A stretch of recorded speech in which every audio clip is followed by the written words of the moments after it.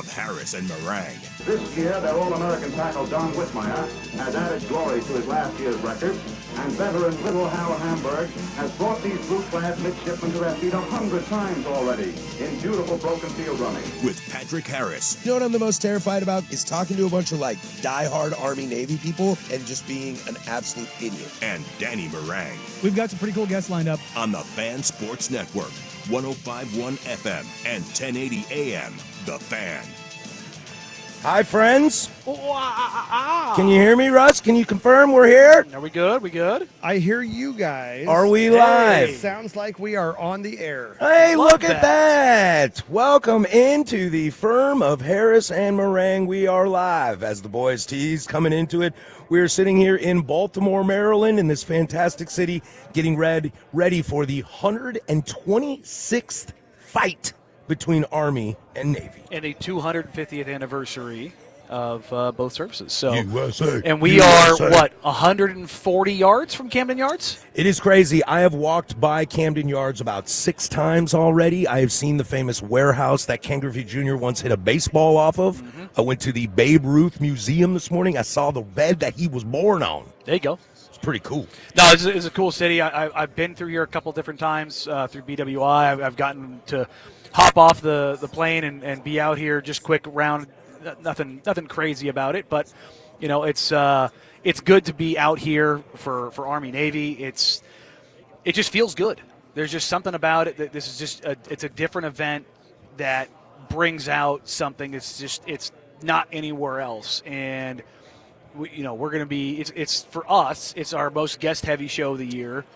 And it's different in every capacity, not just because we're out of the building, but because of the game that's going on, the guys that are playing, the guests that we have, everything that USAA does around it. It's a righteous event, man. Yeah, USAA has been absolutely fantastic out here. We got to give we won't stop giving them enough praise and love for what they've done for us out here. You know, the hotel accommodations have been fantastic. We got picked up from the airport. A little car service action with the captain seats. A little car service was great. Look, we're here at Media Row, and this place is hopping. It seems to be running super smooth. You know, whether there's the top engineer guy, Tom, he's been on it everywhere and just cool, calm, collected. Shout out Jimmy, our boy, for getting our guests. His crew looks solid right now.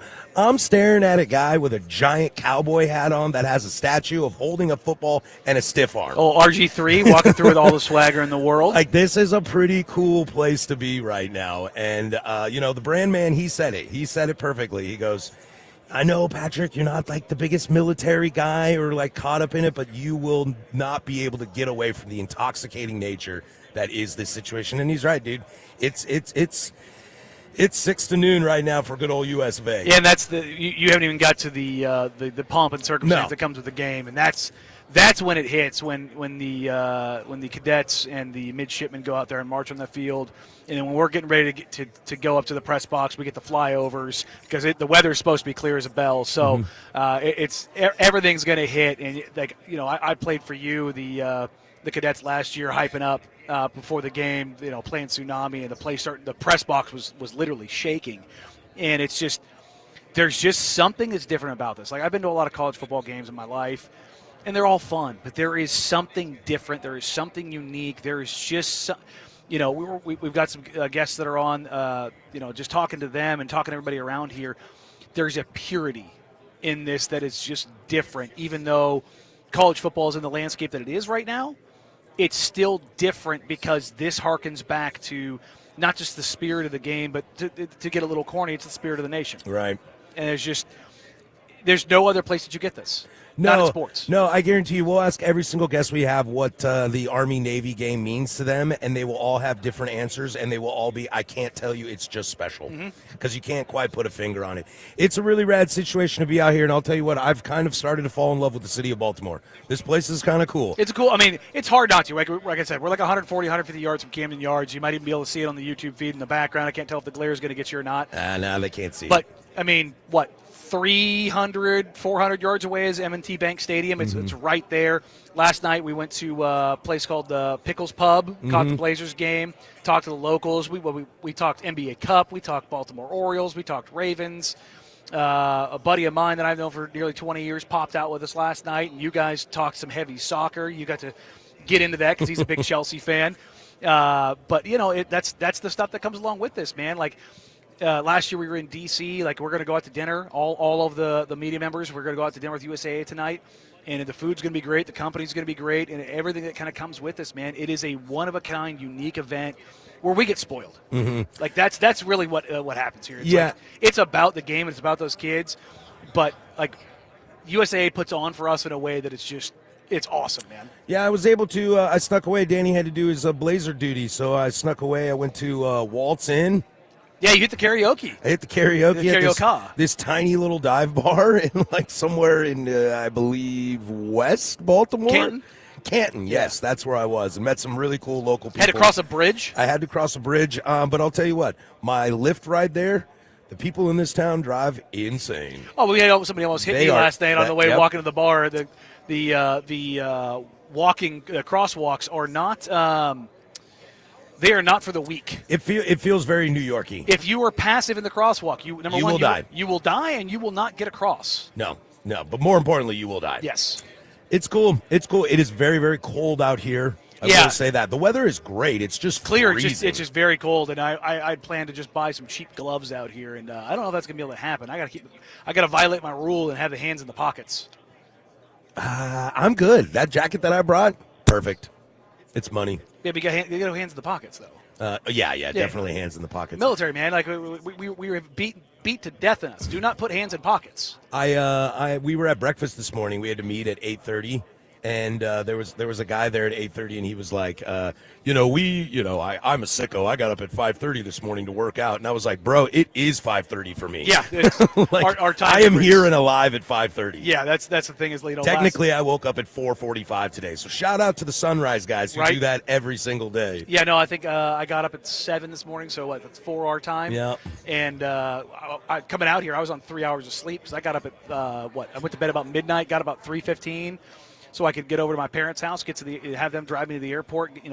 We had all heard all week the lead up that TSA was going to be a nightmare. I got through TSA from the time I got in the line till the time I got through was probably less than 15 minutes. Yeah, ditto. PDX was great for me. We got to experience the fine culinary cuisine in Chicago that Chili's had to offer. That was some rough food. Yeah, it was not great. Airport Chili's did not hit. I will tell you what. You had a nightmare first leg flight, and I had a nightmare second leg flight. Oh, sweet Jesus. Yeah, I was in the very last row of the plane, in the middle seat.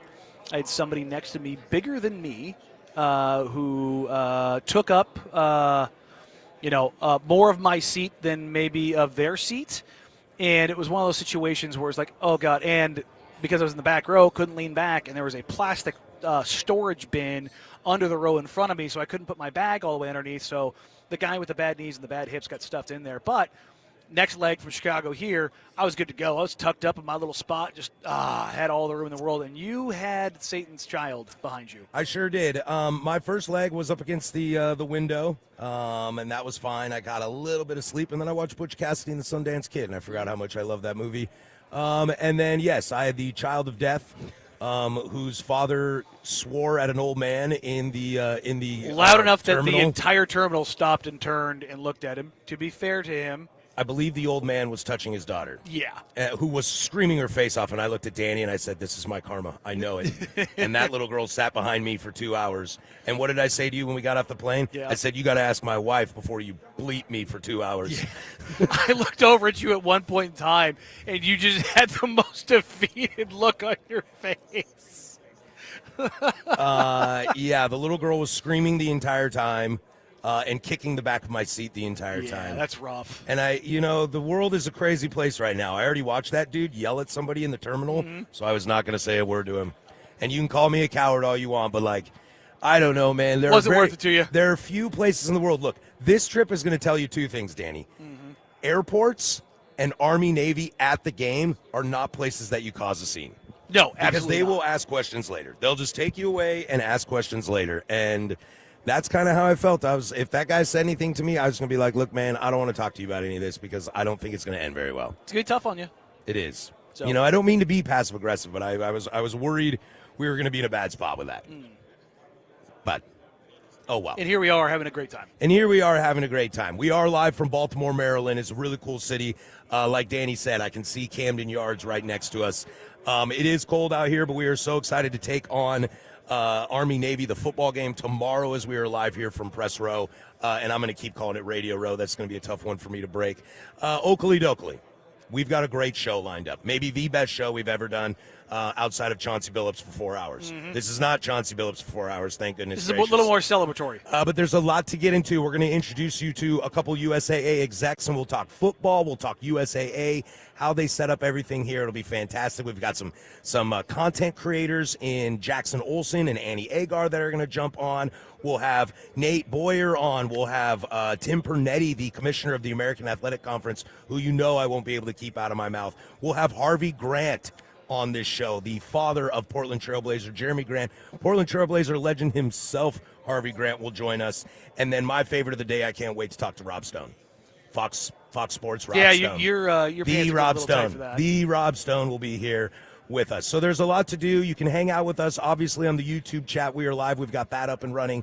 The fan text line, all that kind of goodness. 503-864-6326. When we come back, let's introduce you to a couple of USAA execs. They are Rob Braggs and Bill White. That's Danny Marang. I'm Patrick Harris, live from Baltimore. 105.1 The Fan. The Fan Sports Network is on your smart speaker. It's just us and no one else. Good explanation. The Fan on your smart speaker is brought to you by Redtail Golf Center's holiday sale. You can save up to 50% on all of your golfing needs. I couldn't believe how entertained I was. When you're talking about the top in this country, right up there with anybody else. Tell your smart speaker to listen to 105.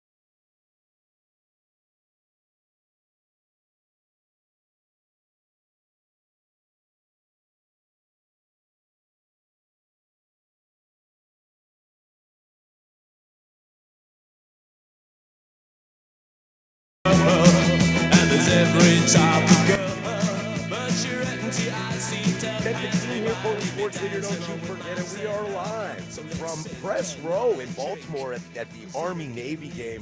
And we are so excited, so thrilled, so honored to be joined by Rob Braggs and Bill White, their USAA execs, putting on an amazing situation here. And we were just laughing about it. But I have to say it. I have to say Rob's name first, because Navy won the game last year, so Bill gets the honors of being number 2. Is that how we do this? Patrick, you don't have to say that. You don't have to say that. I think somebody paid me maybe to say that. You understand why? What happens after the game? Yes, right? because then I believe Navy sings Army's song, but then they sing your song. Is that how this goes? Well, it's just the order of when you sing. Right. So you always sing your own song. Oh, okay. But the losing team sings first, and the winning team sings second. And that's so interesting because you would think it would be we'd want to go first, right? No. Here's how it feels, right? Okay. So when the songs are being sung, if you're singing first, you know that the very last thing you're going to hear until next year is the other team's song. Boom. And when I hear blue and gold, I literally want to lose my lunch. Yeah, because you gather by the students from your school. Sure. So and both teams will go. Uh-huh. Right. So for example, last year, just talking facts here. Right. So Navy won last year. No pettiness. Navy won last year. He's the So chief of petty. everyone walks over to where the cadets are. Right. And then the Army football team is there. Navy's behind them, hanging out, respectful. Right. We all stand at attention for the other team's song, because that's it. Right. And it's a brotherhood. Mm-hmm. And then when that, to your point, Rob, when that last note is sung, They race to the side. pandemonium, right? It's absolute just bonkers running back to see, in this case, the midshipmen jumping into the stands, all that kind of stuff, and then the band plays, everybody stands at attention, right? You sing your alma mater, and it is a glorious day. If you win. If you win. It's not so much if you don't. Worst day ever if you don't. It pretty much is, at least for that year. Now this is your guys. We were talking this morning. This is your guys' Super Bowl for USAA, and it's an incredible event. I've been a USAA customer for a long time, and it's interesting because I'm a veteran. I'm Air Force, and it's one of those things. It's anytime I make a phone call and I get name and rank when I call, it's always a bit of a shock to the system because it's been 20 years. Right. But it's also kind of a reminder, and I think that's something that's really unique in the communities you guys serve. What's the difference about this game? What you guys are trying to bring to not only the nation but your customers and the veterans and everybody that has this available to them? Well, I'll start. I think it's awareness, right? Because one of the things, to your point, in 20 years, right, you kind of forget who you are and what you were. This game is an opportunity to make sure people realize there are people out there on the front line. And then we had these two teams playing on the field. Yes, it's about the game, but to your point, after the game, we all stand together and we sing. But USA, as a sponsor, gives us a chance to make sure that the world sees it, and that they're aware that the reason we can sleep well at night is because people like on the field are doing what they do. People in the stands are doing what they do. People who are watching have done what they've done. And so for us, it's an opportunity for us to make sure that people see it, people appreciate it, respect it, and then celebrate the success of the people on the field, as well as the people who come before them. You're part of a membership. So our customers we call members, and they're the greatest customers you could ever have. And so it allows us, it's a pleasure to serve them. Yep. And then because of the camaraderie that this whole community has, this military community, we can keep our service high and our rates low. Yep. Right? That's really the thing. So by being part of this, we want to showcase it. To Rob's point, we want to make sure we get the word out to say, hey, you're part of us. We are part of you. This is one family. This is one tribe. And we're in it together. This demonstrated on a football field, but we're going to live it every day when you click or call. Yep. And so if you join, and then everyone in your family for generation after generation can be a USAA member. They are Rob Braggs and Bill White, USAA execs, joining us. Let's get into some football, guys, right? Let's do it. We're here to watch some football, okay? Now, I've been doing a lot of, studying up on this game to just kind of, learn the history and the past and stuff. And I think what's one thing that is really, really cool about the service academies is they still play football the way that you played football when you created it. You guys basically created football, okay? And to this day, you guys still kind of play that way. Talk to me about how the college football game has evolved and how you guys have also evolved, how this game has evolved, but how you've also kind of stuck to the tradition. As Danny was saying, you guys spoke at breakfast this morning and kind of talked about how you hate each other here, but you don't anywhere else. Talk to me about football, guys. Well, I think it's a cliche, character matters, right? But I think when you get the kind of kids who are on the field on Saturday, they have pretty strong character because they're not playing just for themselves. They're playing for like an institution. They're playing for a service. And they're not here for like NIL. They're not here for the next team they're going to go to in a portal.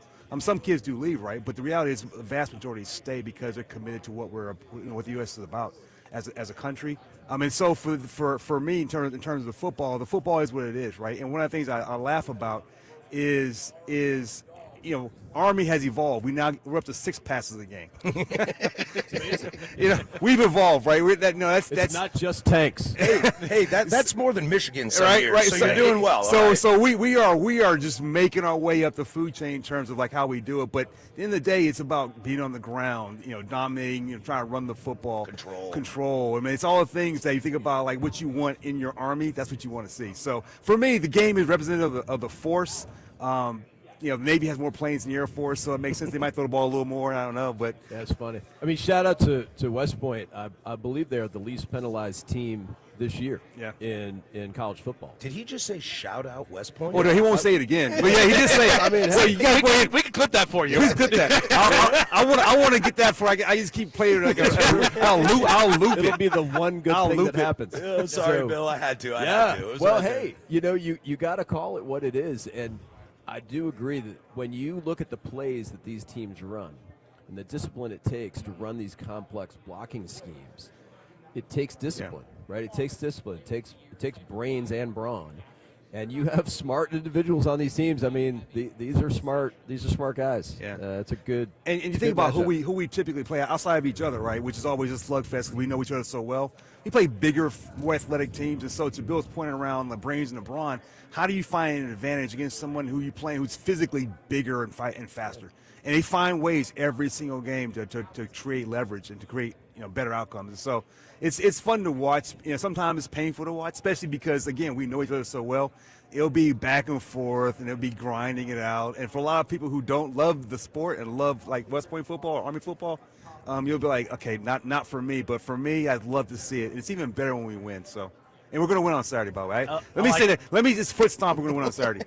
What I'm hearing here is number one, Army's going to pull us off. Number two, you might need a little more air power. JTAX, just saying. We have our plays. We have our plays. You do.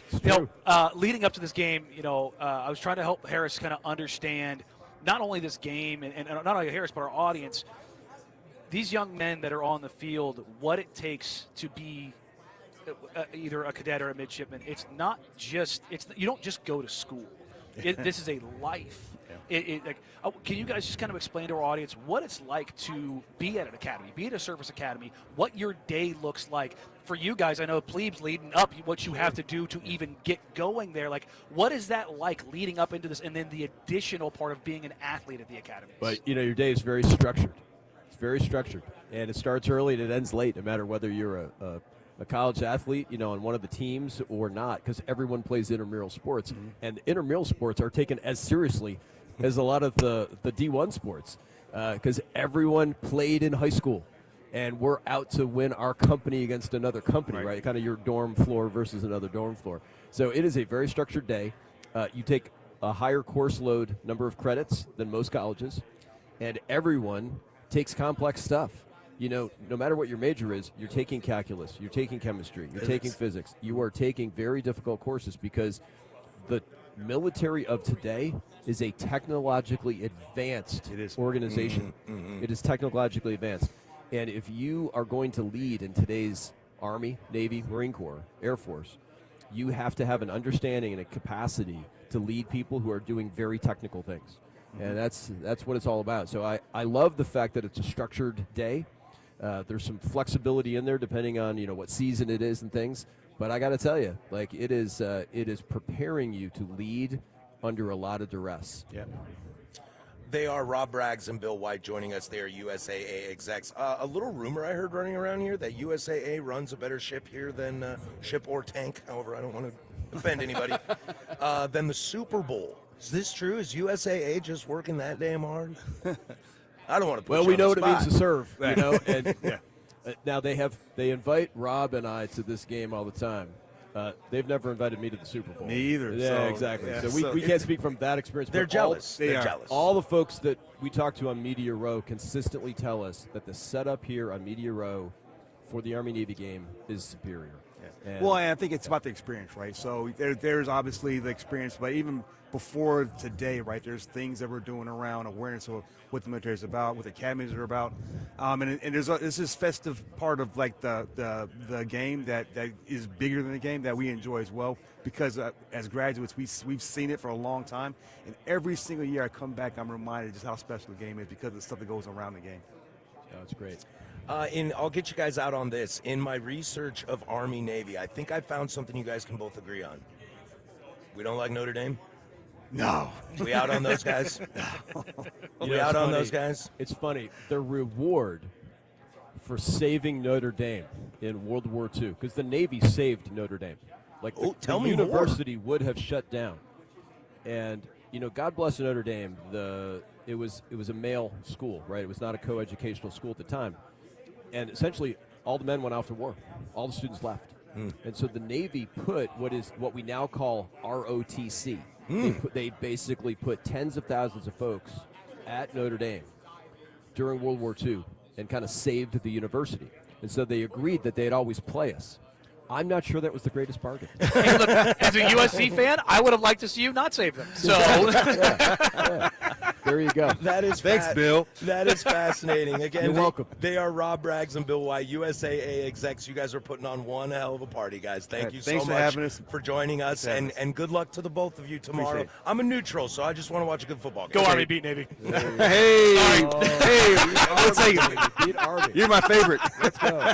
All right, thanks to those guys. When we come back, Harvey Grant, Portland Trailblazer legend, will join us right here, the firm of Harrison Meringue, 105.1 The Fan. But first, we'll toss it over to Rust with sports.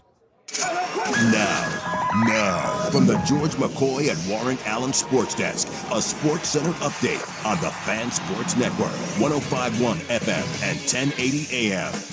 This update brought to you by Red Tail Golf Center's holiday sale going on now. Up to 50% off all of your holiday golfing needs. Red Tail Golf Center, where we guarantee the lowest holiday prices. Visit us at golfredtail.com. First on the Fan, the Trailblazers off after finishing their 1-4 road trip with a 143-120 loss to the Pelicans last night in New Orleans.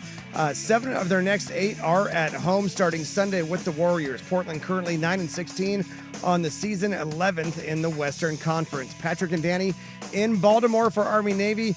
M&T Bank Stadium tomorrow for a noon kick on CBS. The Midshipmen are 6.5-point favorites. And in the NFL, the Jets having to reach way down in the quarterback depth chart for Sunday at the Jaguars. Rookie Brady Cook getting the start in Jacksonville.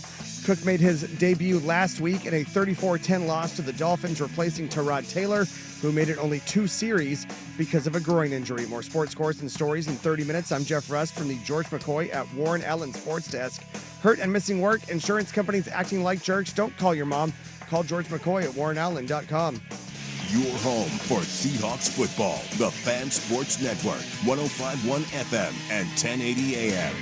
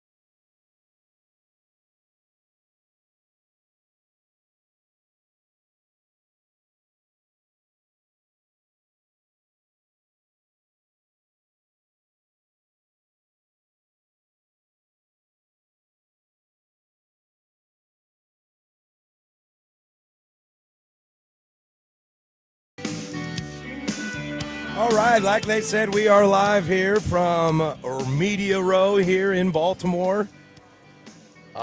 Let's see here. What time is it? I have no idea what time is it back home. It would be what, 10:35. Everybody listening is like, you guys are a bunch of idiots. You know who's not an idiot? That is our next guest. We are joined by Harvey Grant, former NBA player. Not an idiot. Portland Trailblazer legend. He is the most popular basketball ambassador for the Washington Wizards as he's helping out in the community, him and his wife in D.C. Harvey, thank you so much for joining us. Welcome to Army Navy.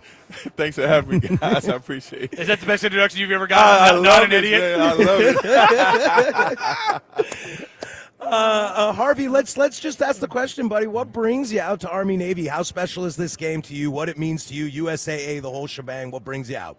Like I said, my wife works at the academy, and what we've done over the years is we sponsor midshipmen.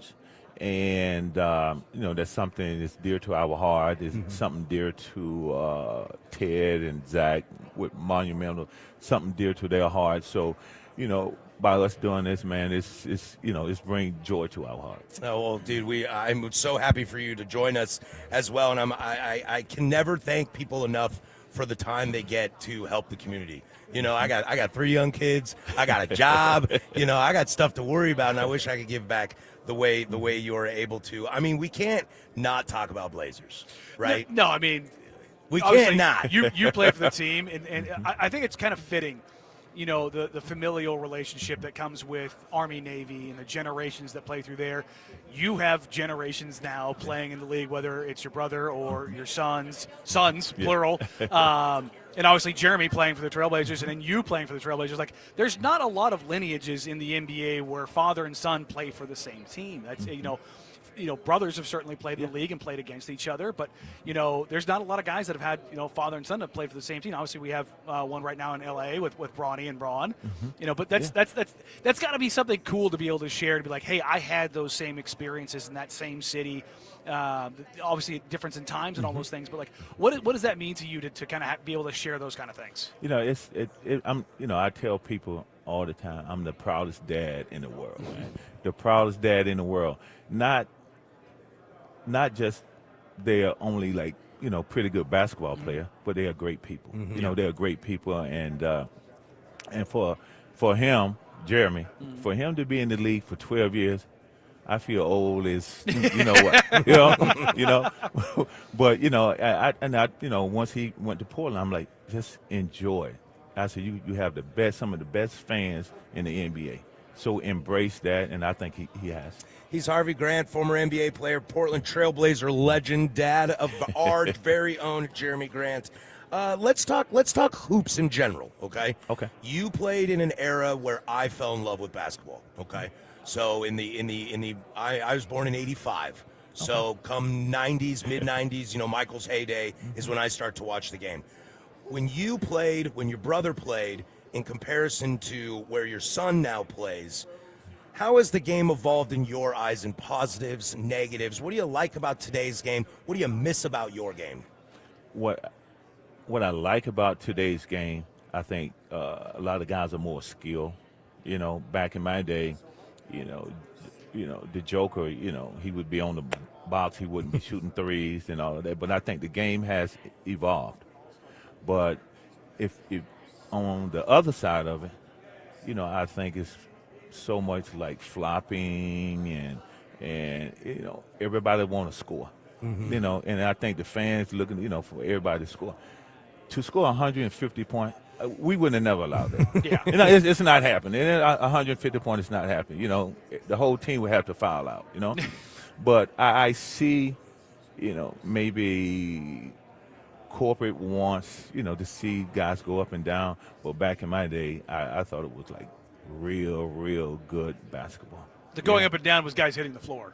Yeah, if you're going for a layup, Pat Riley had the no layup rules, so stuff like that. But I wish they would bring some of the rules back in, like hand checking, and when you come across the line, the lane, not just hit somebody, but touch them up a little bit. Say hello, I'm here. Yeah, I'm here. Yeah.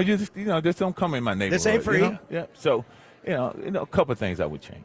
When you look at where things are, where we are right now, what is this? Is there a comparison you can make for Army Navy and just the kind of the pomp and circumstance and the tradition and the history? Is there a parallel that appears in college in the NBA? No, I don't think so, because what Army and Navy brings, they have respect for each other, and what they bring as people, they have so much on their plate. They have so much on their plate, and when they get together, it's a rivalry, but at the same time, it's much respect, and those men and women allow us to sleep comfortably at night. So I give them all the respect. Yeah, it's kind of, we've been talking about it. Like, I don't have a lot of military experience myself. Danny served in the Air Force, so we're kind of the polar opposites in that. But it's hard not to, whether politics aside, religions aside, everything. It's hard to not just kind of be in this atmosphere and just not be proud to be an American. Oh, you yeah. know what I mean? Oh, we love it. We love it. This is my third game, and my wife, she just die hard military, Navy. Go Navy, beat Army. He's Harvey Grant joining us. He's our guest. I gotta ask you, are you a seafood guy? Do you like seafood? I like seafood, but this is strange.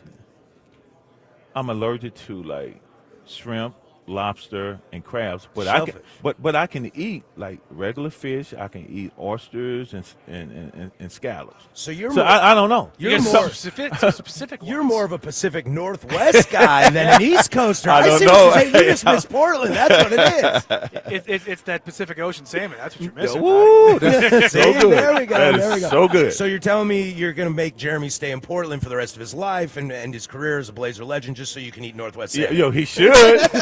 Because I'll be down there in March. We'll get you out of here on this, buddy. Between you, your brother, your boys, who's the best basketball player? I was just with Horace yesterday up in Chicago, and we had the same conversation. And I tell him all the time, if I had Michael and Scotty, Kobe and Shaq, Penny and Shaq, I would have 4 rings too. Now, how often does he remind you? Oh my goodness! Every day, every single day. How much grief do you give him about the goggles? Like, because some people think the goggles are like his cool, iconic look, but you just make fun of him. Yeah, he's like 4 eyes, straight up nerd. Straight up nerd, bro. Straight up nerd. Oh man! Now. Your wife, she's Naval Academy graduate, correct? No. She just works in the Navy. Yeah. Okay, I thought I read she was an Academy graduate. Yeah, on the corporate side. Gotcha. With the Alumni Association. How does she baptize you into the naval culture? Like, what have you kind of had to learn and understand that's different about that on the military side of things that's different from the non-civilian life? Mm-hmm. For my wife, if you ever meet her, it's not, hey, sweetie, let's do this. This is what you're doing. This is what you're doing. But when it comes to military and the sacrifice those men and women make for us, it was a no-brainer for her. And when she asked me to do anything dealing with the military, not just the Navy, whatever, I'm there. Because, like I said earlier, they are the reason why we sleep good at night. Harvey, I just want to pass this along. One of our listeners is chiming in saying that you are the first basketball card they ever had. Oh, my. That got to feel good, doesn't it? Or are you scared? It's telling my age. So how is that, Carla? Recently retired Harvey Grant. Thank you so much for joining us, my friend. Enjoy the game tomorrow. Thank you for your son. We as Blazer fans are very happy about that, and you be great, okay? All right, thanks, guys. Thanks for having me. He is Harvey Grant, former NBA player. He is the most popular basketball ambassador for the Washington Wizards, and his wife doing great work for the Naval Academy there in town for Army Navy. When we come back, Annie Agar will join us live from Baltimore. This is Army Navy. It's a firm of Harrison Meringue, 105.1 The Fan. The Oregon Ducks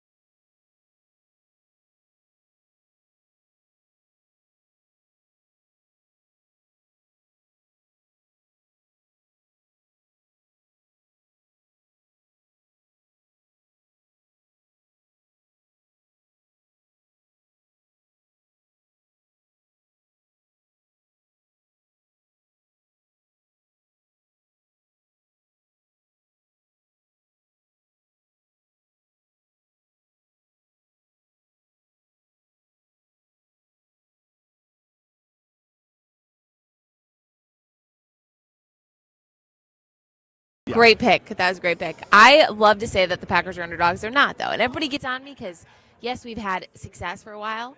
But this all happened before my time. Like back in the 80s and 90s, I know they weren't the best before the whole Brett Favre movement and all that. But this team is just, I love them. I love Green Bay. Oh, this year, too.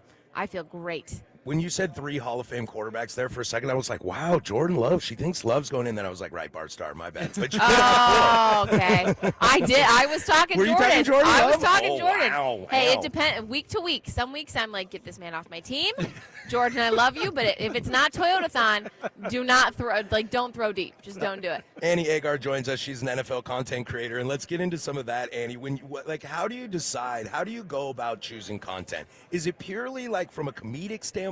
How much do you like to actually break down games? How do you balance it? How do you design your content? That's a great question. That's what I love about it because I am still bringing facts to people. I'm still telling people what happened during the games, but it's in such a light-hearted way or kind of a roast way that they don't even realize it half the time. So, the Jalen Hurts game, I roasted him for having 2 turnovers on 1 play, and so you can tell people kind of what happened in the game, and it's such a storytelling job that I see myself doing because yes, it's just comedy at the end of the day, but it's still I'm still breaking down the game and kind of telling people what's going on. So the storylines in the NFL, there's always drama every week, and that's kind of what I focus on. So I'll sit there and kind of look at what fans are talking about or how they felt about games and then kind of tailor my content to that to make sure I hit on what everybody's thinking after every game and kind of the storylines there. So, yeah, I would say it's 50-50. I want to bring in the storylines and bring in what happened during the game and throw some stats in there, but then, the roast is the focal point of it. Now, you obviously got a great relationship and a rivalry with your brother. Yes. And we were talking before you hopped on, you edit all of the content. I do. You've got an hour of content that gets condensed basically down to 2 minutes. Paul McCartney does that too. You're just like Paul McCartney. Basically this. Just like Paul McCartney. I knew it. How do you avoid not roasting your brother for an hour? Let me just get this straight. First of all, I roast Johnny freely every single day, every chance I get. And it's so funny too because Detroit, when they had their run last year and they played against the Commanders, I wanted them to make to the Super Bowl. I wanted Ravens, which shout out to Baltimore. I wanted Ravens-Lions Super Bowl. I thought it would be the coolest Super Bowl. So sexy. Detroit's my number 2 team, which is weird because they're in the same division. But I love to see my brother happy sometimes. And not when they're playing Green Bay. So, he and I's relationship is just full on roast. Everybody always asks where these videos and this comedy comes from. That is how my family talks to each other. We don't say I love you. We'll just roast them early in the morning. You wake up, you're just getting laid into and it's a Sunday afternoon, that's just how my family was. So my brother and I talk that way, and when it comes through in the video, just know it's genuine and I actually am roasting him through the lines. She's Annie Agar, NFL content creator. Go find her stuff. She's a TikTok star, I'm told. I'm told a TikTok star. I'm too old for the tickety talk, as my wife calls it.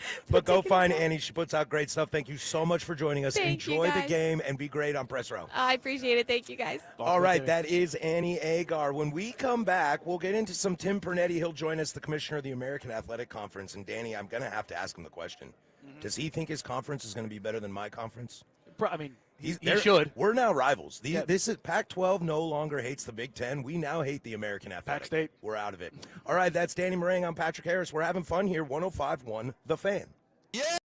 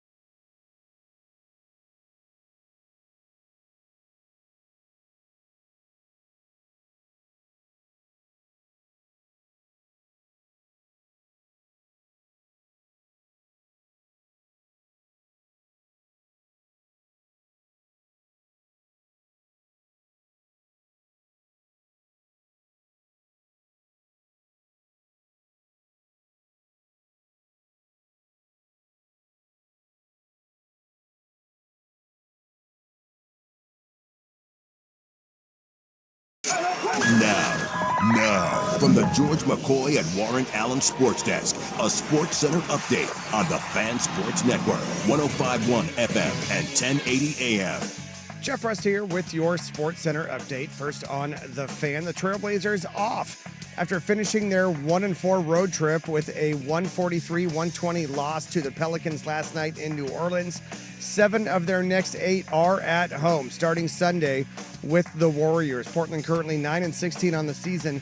That is 11th in the Western Conference. Patrick and Danny, they are in Baltimore for Army-Navy, M&T Bank Stadium tomorrow for a noon kick on CBS. The Midshipmen are 7-point favorites. Meanwhile, in the NFL, the Jets having to reach way down in the quarterback depth chart for Sunday at the Jaguars. Rookie Brady Cook, he's going to get the start in Jacksonville. Cook made his debut last week in a 34-10 loss to the Dolphins, replacing Tyrod Taylor, who made it only 2 series due to a groin injury. More sports scores and stories in 30 minutes. I'm Jeff Rust from the George McCoy at Warren Allen Sports Desk. Hurt and missing work, insurance companies acting like jerks? Don't call your mom. Call George McCoy at warrenallen.com. The home of prime time with Isaac and Sue. Weekdays 3 to 7. The Fan Sports Network, 105.1 FM and 1080 AM. The firm of Harris and Meringue. Just a second. There's a commotion down there. A GI limousine with armed guard is on the field. No one knows who it is. Live from Radio Row in Baltimore, Maryland. Here come the Black Knights. This is an Army-Navy Week edition of the firm of Harris and Meringue. It's Navy's GOAT, wrapped up in a Navy blanket. And there's the Army's famous mule out to shake hands with his opponent. With Patrick Harris and Danny Meringue on the Fan Sports Network, 105.1 FM and 1080 AM. The Fan. All right, hour number, Deuce. Let's do this. If you missed any of the first hour, you can find that, the Fan Podcast, 1051thefan.com, the Odyssey app, wherever you get your podcasts, including places that rhyme with Army-Navyify. You can definitely get them there.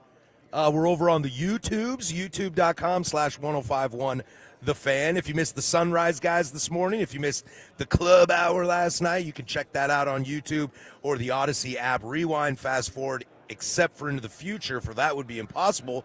Well, unless you're me and Danny, for we are in the future. We are 3 hours ahead. It is 2 o'clock here. It is literally hour number deuce here. We are awaiting Tim Pernetti, the commissioner of the American Athletic Conference, to join us. It's a kind of a wild day. We made it through first hour with no real hiccups, and we're just kind of kicking it live here in Baltimore. It's just been such an unbelievable experience. I have fallen in love with RG3's smile. Every time he walks by and smiles, it lights up this entire room. It's I think he is the most. I think he is the most desired person to chat to in this building. Well, I mean, look, part of what comes with just the inert.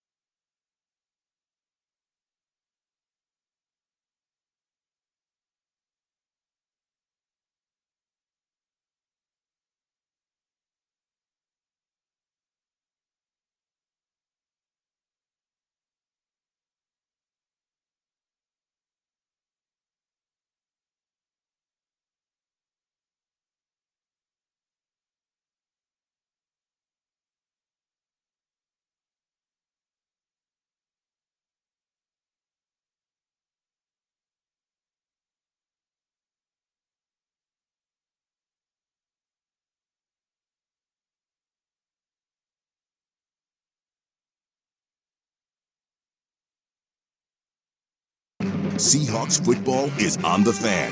Darnold has time. Gonna let it fly. JSN is out there. JSN has it.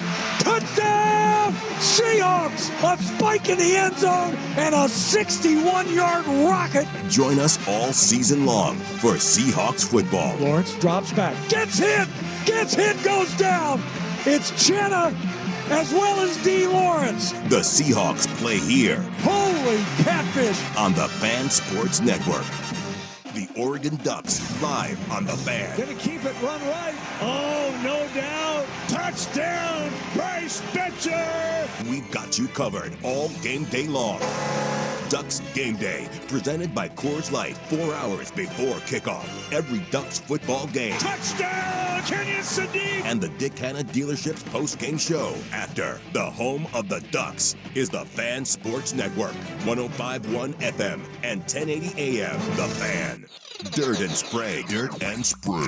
Weekday mornings from 6 to 10. You can try this at home. This is Brian Baldinger, our Odyssey NFL insider. Philly, are you getting the vibes of 2 years ago where they were 10-1 and then everything crumbled and they got blown out? Like, where does this go from here, and what the hell's going on with that offense? I get exactly those vibes from 2 years ago. I live outside of Philly. I hear all of it. I know a lot of the guys on the team. If you just played the sound bites from 2 years ago when they started to collapse, I mean, they say the same things every week. Different offensive coordinator, a couple different names, but by and large, it's the same guys, same quarterback, receivers, tight end, a lot of the same offensive linemen. I do get the same vibes from a couple years ago. They had chances to beat Chicago. You know, they fumbled that away on Black Friday. They had chances last night in order to do it, and one interception went right through A.J. Brown's hands. He's everybody sort of has their hands in it. The home of Dirt and Spray. Weekday mornings from 6 to 10 on the Fan Sports Network. I'm a fan.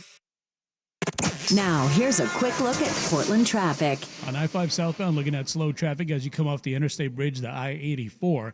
And I-84 westbound, you're also going to be under the speed limit after 82nd Avenue to I-5. I'm Victor Zaragoza with traffic. Isaac and Suk here with Ken and Donnie, the advocates. You know, how does somebody know that they should call you based on the severity or lack of severity of their injury? If you're hurt in an accident, call us. Don't worry about, is this too small? We'll let you know. The consultation is free. How about that? Honesty. For once. Go figure. Yeah, if we can't help and we're not going to add value, we'll tell people you're probably going to be better not hiring a lawyer. You need more than a lawyer. You deserve an advocate. AdvocatesLaw.com. Actual price will depend on product and subscription plan. Featured products are compounded drug products, which the FDA does not approve or verify for safety, effectiveness, or quality. Prescription products require an online consultation with a healthcare provider who will determine if appropriate. See website for details, restrictions, and important safety information. Want a boost in and out of the bedroom? Hims has you covered. Introducing a new 2-in-1 approach to level up your game. Tadalafil for better bedroom performance and zinc for testosterone support. Put it all together and you've got what you need to turn things all the way up. Getting started is simple. Just go to hims.com/radio to start your free online visit. Through Hims, you can access ED treatments including pills, chews, and more. 100% online.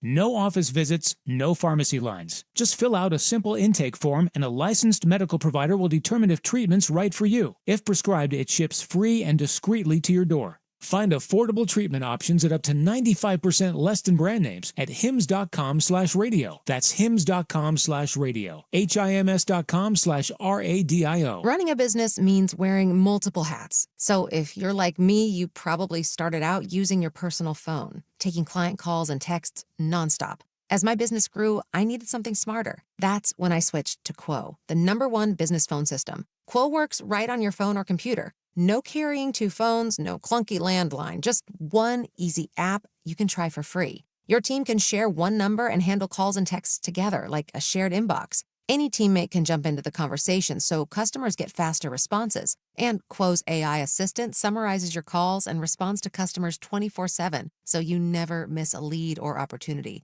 All this starts at just $15 a month. That's basically 2 coffees. You can even keep your current business phone number. Find out why 90,000 businesses trust Quo. No missed calls, no missed customers. Try Quo for free at quo.com/sports. That's quo.com/sports to try Quo free. QUO.com/SPORTS. If you've been diagnosed with moderate to severe plaque psoriasis, this is what it sounds like to be a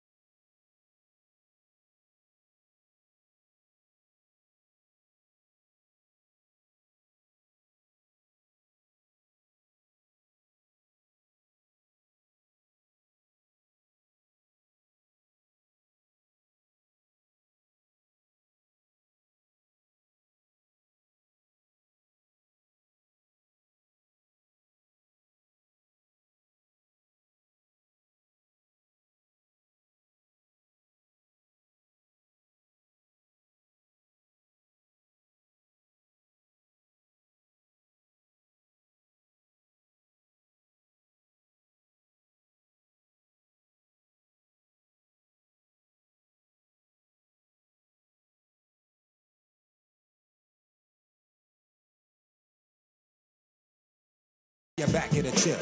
Let's build. We want to talk basketball. All right, hour number deuce. Welcome in. It is a true hour number deuce as it's 2 o'clock here in Baltimore, Maryland, as we are live from Radio Row, Media Row, Press Row, however you want to call it. We're having fun with some of our counterparts next to us from Denver. Real, may or may not be giving them a little bit of help because they may or may not be responsible for the entire row here going out. Yeah, real nice guys. Real nice guys you are. Real nice guys from Denver. Real nice guys. No, we love them. They did great work. There it is. There you go. They're more important than us out of Denver. Great dudes. I'm excited to have fun with them tonight. What are we doing here? It's hour number 2. If you guys missed any of the first hour, you can download that, the Fan Podcast, 1051thefan.com, the Odyssey app, wherever you get your podcasts, including places that rhyme with Broncosify. Yeah, there you go. There you go. We were trying to get Tim Pernetti on. We're not sure if that's still coming, but there we're might kind be of a scheduling conflict. Moving and flowing here, so just stick with us as we are live from Baltimore. Again, if you missed in the first hour, check that out. It's also on the YouTubes, youtube.com/1051The Fan. If you missed the Sunrise guys this morning, you can catch them. If you missed the Club Hour or Sharon Moore conversation from the Primetime guys yesterday and the day before, you can check that out, rewind, fast forward, except for in the future, because that would be impossible unless you're me and Danny. Where it's currently 2:11. We are in the future right now. We are in the future. We're in the future in Baltimore, just in the shadows of Camden Yard. Out here for Army Navy Week, brought to you by USAA. And yes, we're going to say brought to you by because this is their big deal. It is their big sponsorship. It is their Super Bowl event. And let me tell you right now, they put on for us.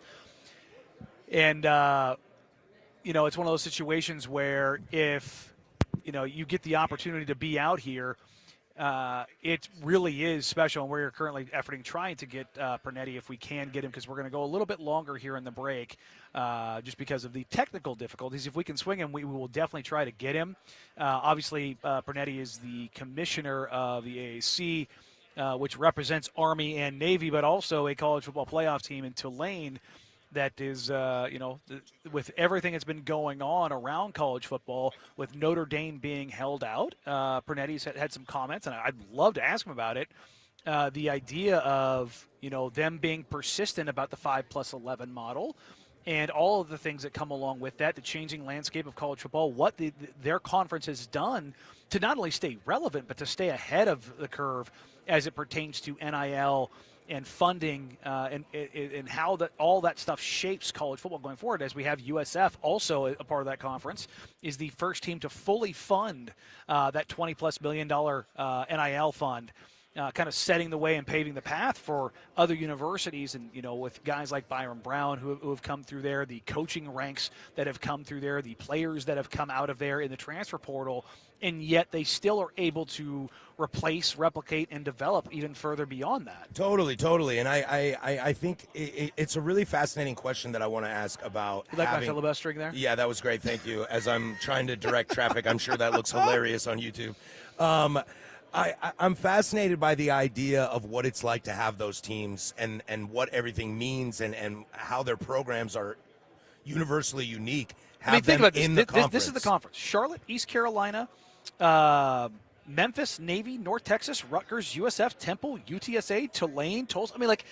It's this There's swath of teams that you've got you've got Tulane in the college football playoff. You had a North Texas that had an opportunity. Memphis puts guys in the league. Army and Navy are these service academies that play so differently, and it's such a strong contrast in what they have going on and the opportunities they present, that for them to be as successful as they are with the teams that they have, going all the way up to Philadelphia and all the way down into southern Florida and then all the way over to Texas. I mean, that is a large. It's not the ACC or their geographical map with Stanford to Miami, but right.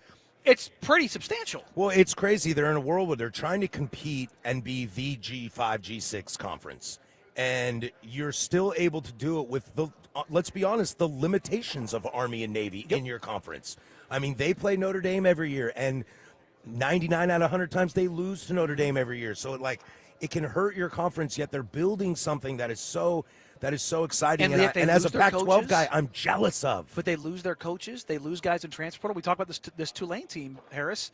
That's a team that, their quarterback is starting at at Duke and Darian Mensah, and Mekhi Hughes was a guy who was supposed to go to Oregon. And Who's be on the incredibly shelf at Oregon. productive. I mean, Right. like that.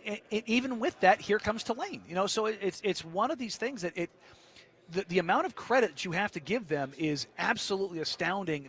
The nimbleness that they have demonstrated shows that you can do it if you get the right leadership, if you get the right financing situation, if you get the right structure around it, where not only can you survive, you can be incredibly successful.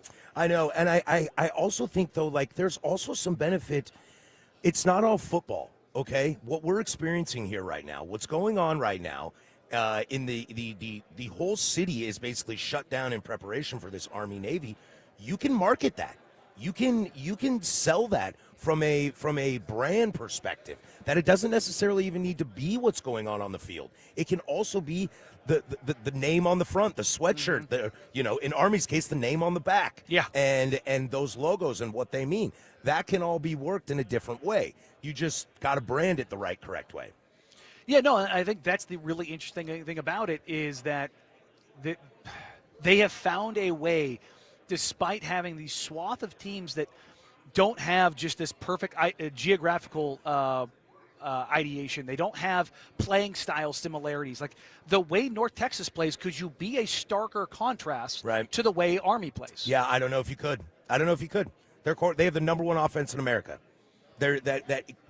Meanwhile, Army and Navy are two of the 5 best rushing attacks in the country. Right. I don't know who has the best defense in the nation. Okay, let's just for funsies say Oregon has the best defense in the nation. Okay, I don't think they do, but they're top 5. That defense is really, to me, really it's good. probably Indiana or Ohio State. But it's not like Oregon has the top defense in the nation and an inept offense. No. Meanwhile, Michigan is throwing the ball for 5,000 yards and a billion touchdowns with no defense. That's not how that works. Meanwhile, in this conference, it is all there are over two the teams place. that do that. I mean, you kind of harken back to the Tulsa days where they're running the just 5 wide out, just air raid nonsense that you're just like, okay, how do you deal with that? Memphis is a team that consistently puts guys in the NFL year after year after year.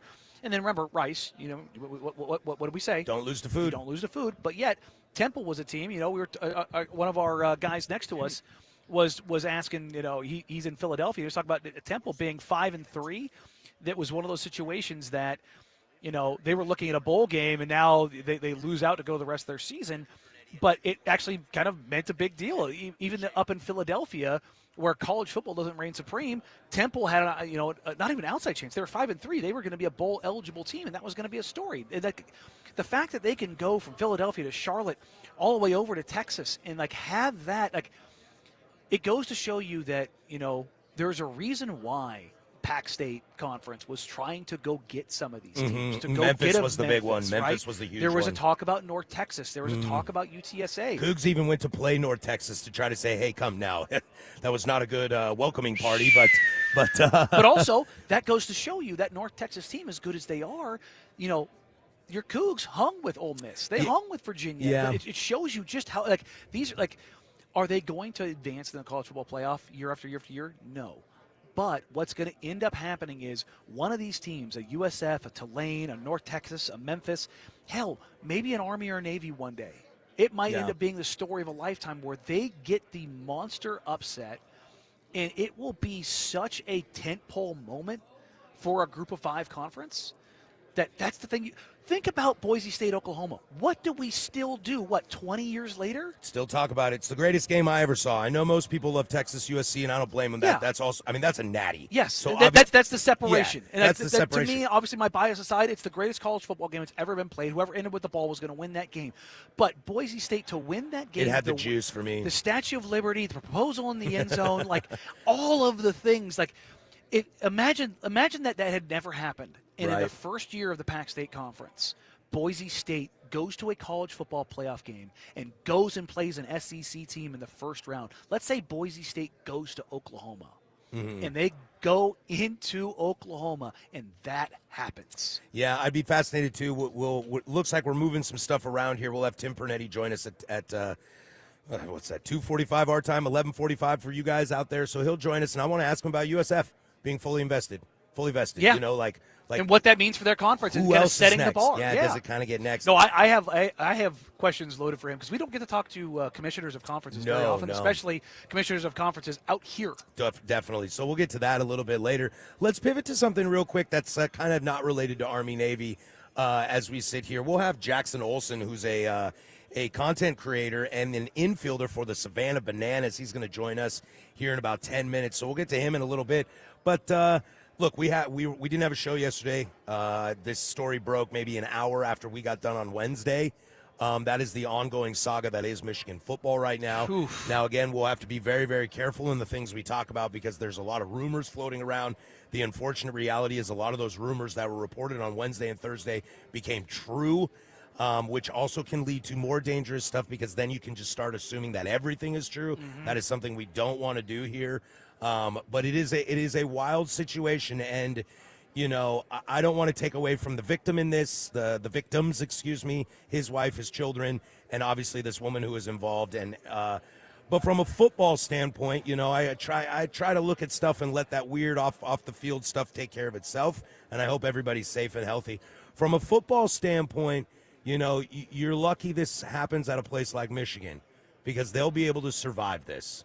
As ugly of a scar as it might be in the short term, if this happens to one of these schools we're talking about, the American Athletic, sure, adios, dude. Like, that's going to take a long time to come back. And I don't know what Michigan does here. You know, I was listening to a little bit of the Sunrise guys, the Dirt and Sprague this morning as I was wandering around the great city of Baltimore, and they're telling me that a bunch of the bigwigs are all saying that it's Kalen DeBoer going to Michigan, and that is an absolutely fascinating thing. Why would you want to follow this? It would drive the narrative of me that I don't like Kalen DeBoer, but it creates another narrative in the sense that you just said it. Why would you want to follow this? Well, maybe because following this is better than trying to follow Nick Saban, because Powell and Legend and everybody down there don't seem to like Kalen DeBoer. And look, let's be real, Danny. We do this radio show, and we get people that text in. Everybody at this station gets people who texts in, says on the YouTube, you're an idiot, I can't believe they let you do any of this. Everybody's got haters, but at the end of the day, everybody loves validation. And if DeBoer is really suffering from that at Alabama, he can just say, look, guys, you know, F you, I don't got to be here. I'm going to take my trucks and I'm going to go somewhere else.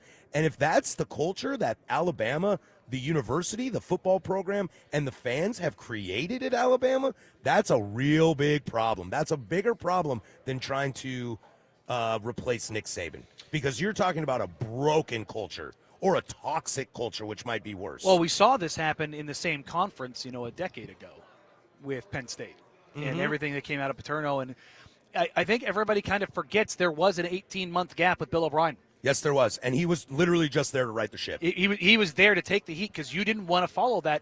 And now I don't want to sit here and talk about severity of crimes because they're very different. I don't want to try to do apples to oranges. Totally. But they're both awful. They're both awful. And again, it's all alleged, all those kind of things that kind of go along with that. But the more you read about Sherrone Moore and the actual things that come out, he made his court appearance today, and it was weird.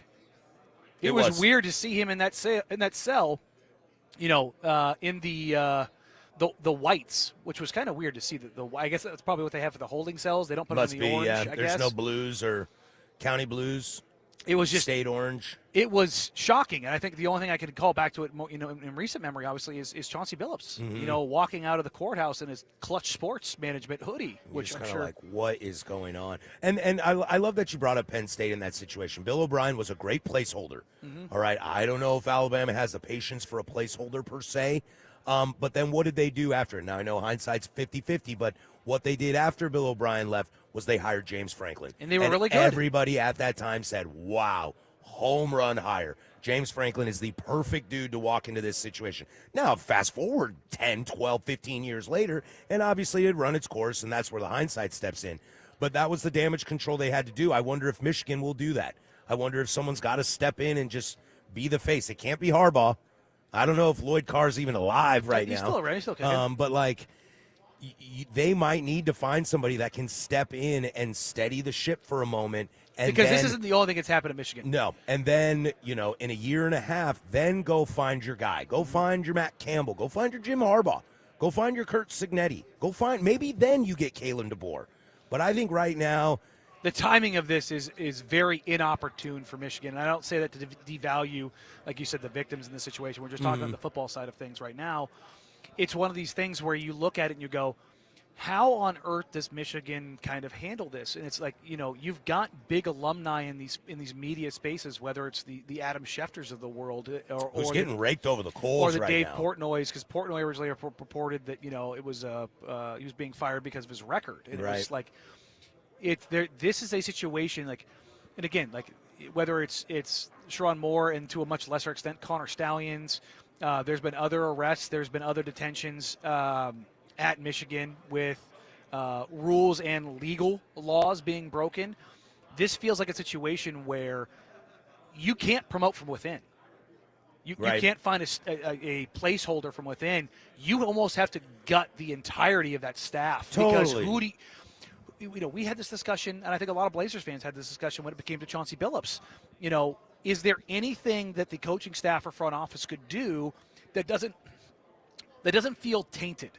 Right. You're talking about in Harbaugh's tenure, 7 coaches have been fired for cause or committing crimes. In this case, like assault or breaking and entering or stalking, etc. And then you've had 4 other coaches fired for rules violations. So you're talking about 11 people in the Harbaugh era and this short time Harbaugh tree of this Michigan run to win a national championship have been fired. They sold their soul for a national championship. But it also goes to show you that Harbaugh was keeping I don't want to say he's dismissing it or covering up for it. But he kept everybody in line. Yes. And once he was gone, it all fell apart. It completely fell apart. But it also, and again, this is obviously a much more criminal sentiment, but it goes to show you how strong leadership has to be in order to compensate for this stuff. But this is like one of those things when I talk about, in covering professional sports and being behind the scenes, one of the things that I wish that I didn't know or didn't see or didn't have to deal with was some version of knowing how the sausage is made. Right. You know what I mean? Like when you find out that some coach somewhere is a dirtbag. Right. It's not fun. And I'm sure a lot of Michigan fans, Michigan alums, Michigan players, they're feeling a sort of way right now. And it almost feels like you can't wash yourself clean without going through the process. Totally. We'll keep you all updated on that stuff, and we'll see how it all pans out as Michigan's just in a tricky situation. But let's move on past that. We're here in Baltimore, Maryland for the Army-Navy game presented by USAA, hashtag Army-Navy for this game, the firm of Harrison Meringue. We're really happy to be here. When we come back, we should have some things settled as we're kind of move stuff around as I'm talking to my producer on the air. Jackson Olson, a content creator, Savannah Bananas infielder, should join us next. At 11:45, Tim Pernetti should join us to talk some American Athletic Conference Conference Commissioner stuff, and then we'll move Rob Stone to 12:15. So stick with us. We're kind of moving and shaking here in Baltimore. It's Army-Navy weekend. We'll toss it now to the Kahuna with sports. That's that Hawaiian burger joint.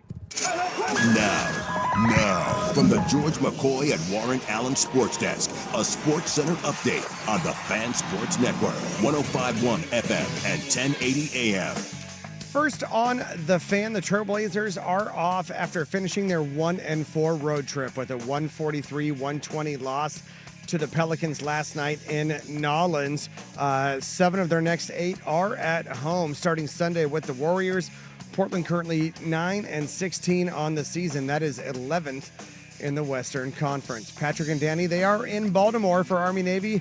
M&T Bank Stadium tomorrow for a noon kick on CBS. The Midshipmen are 7-point favorites. The Jets having to reach way down in the quarterback depth chart for Sunday at the Jaguars.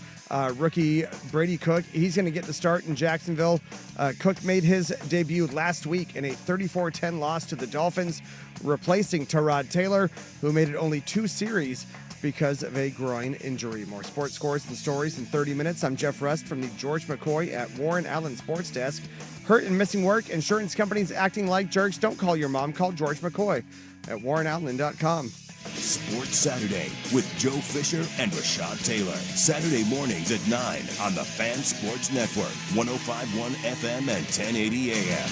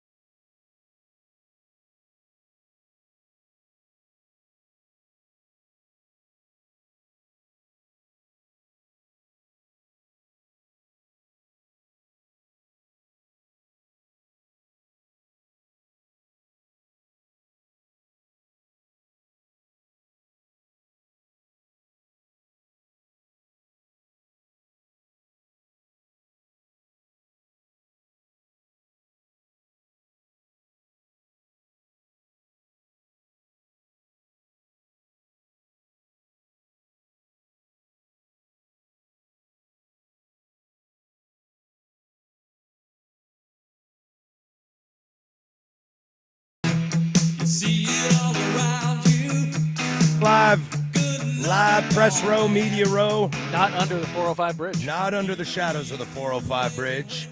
We are joined by Jackson Olsen. He is a content creator. He's got 1.6 million followers on TikTok, bro.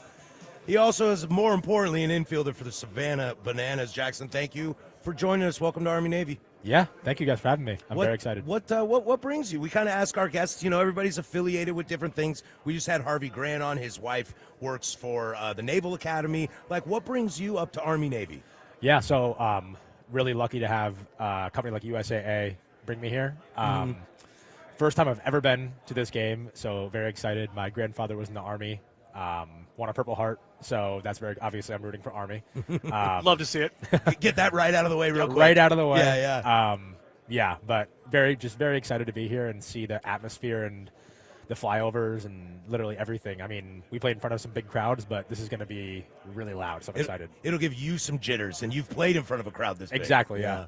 Now, Savannah Bananas, for those that don't know, can you kind of explain who doesn't know Savannah Bananas? There are still people that don't know. That's wow. I mean that's why the push is there. Oh, come on, he's a baseball lifer through and through, and he's like, getting him to tinker with anything in baseball is very difficult to do. And I was like, we were talking about you guys and what you do. He's like, I'm getting around it. It's like him and the rule changes. Like, don't mess with my game. Don't mess with my game. Like, what you guys do? Can you just kind of explain what the ethos of what you guys are doing and are pushing forward with? Yeah, and for the normal baseball fan, we're not competing with anyone else. We're not competing with MLB. That's the reason why they allow us to play in their stadiums. Mm-hmm.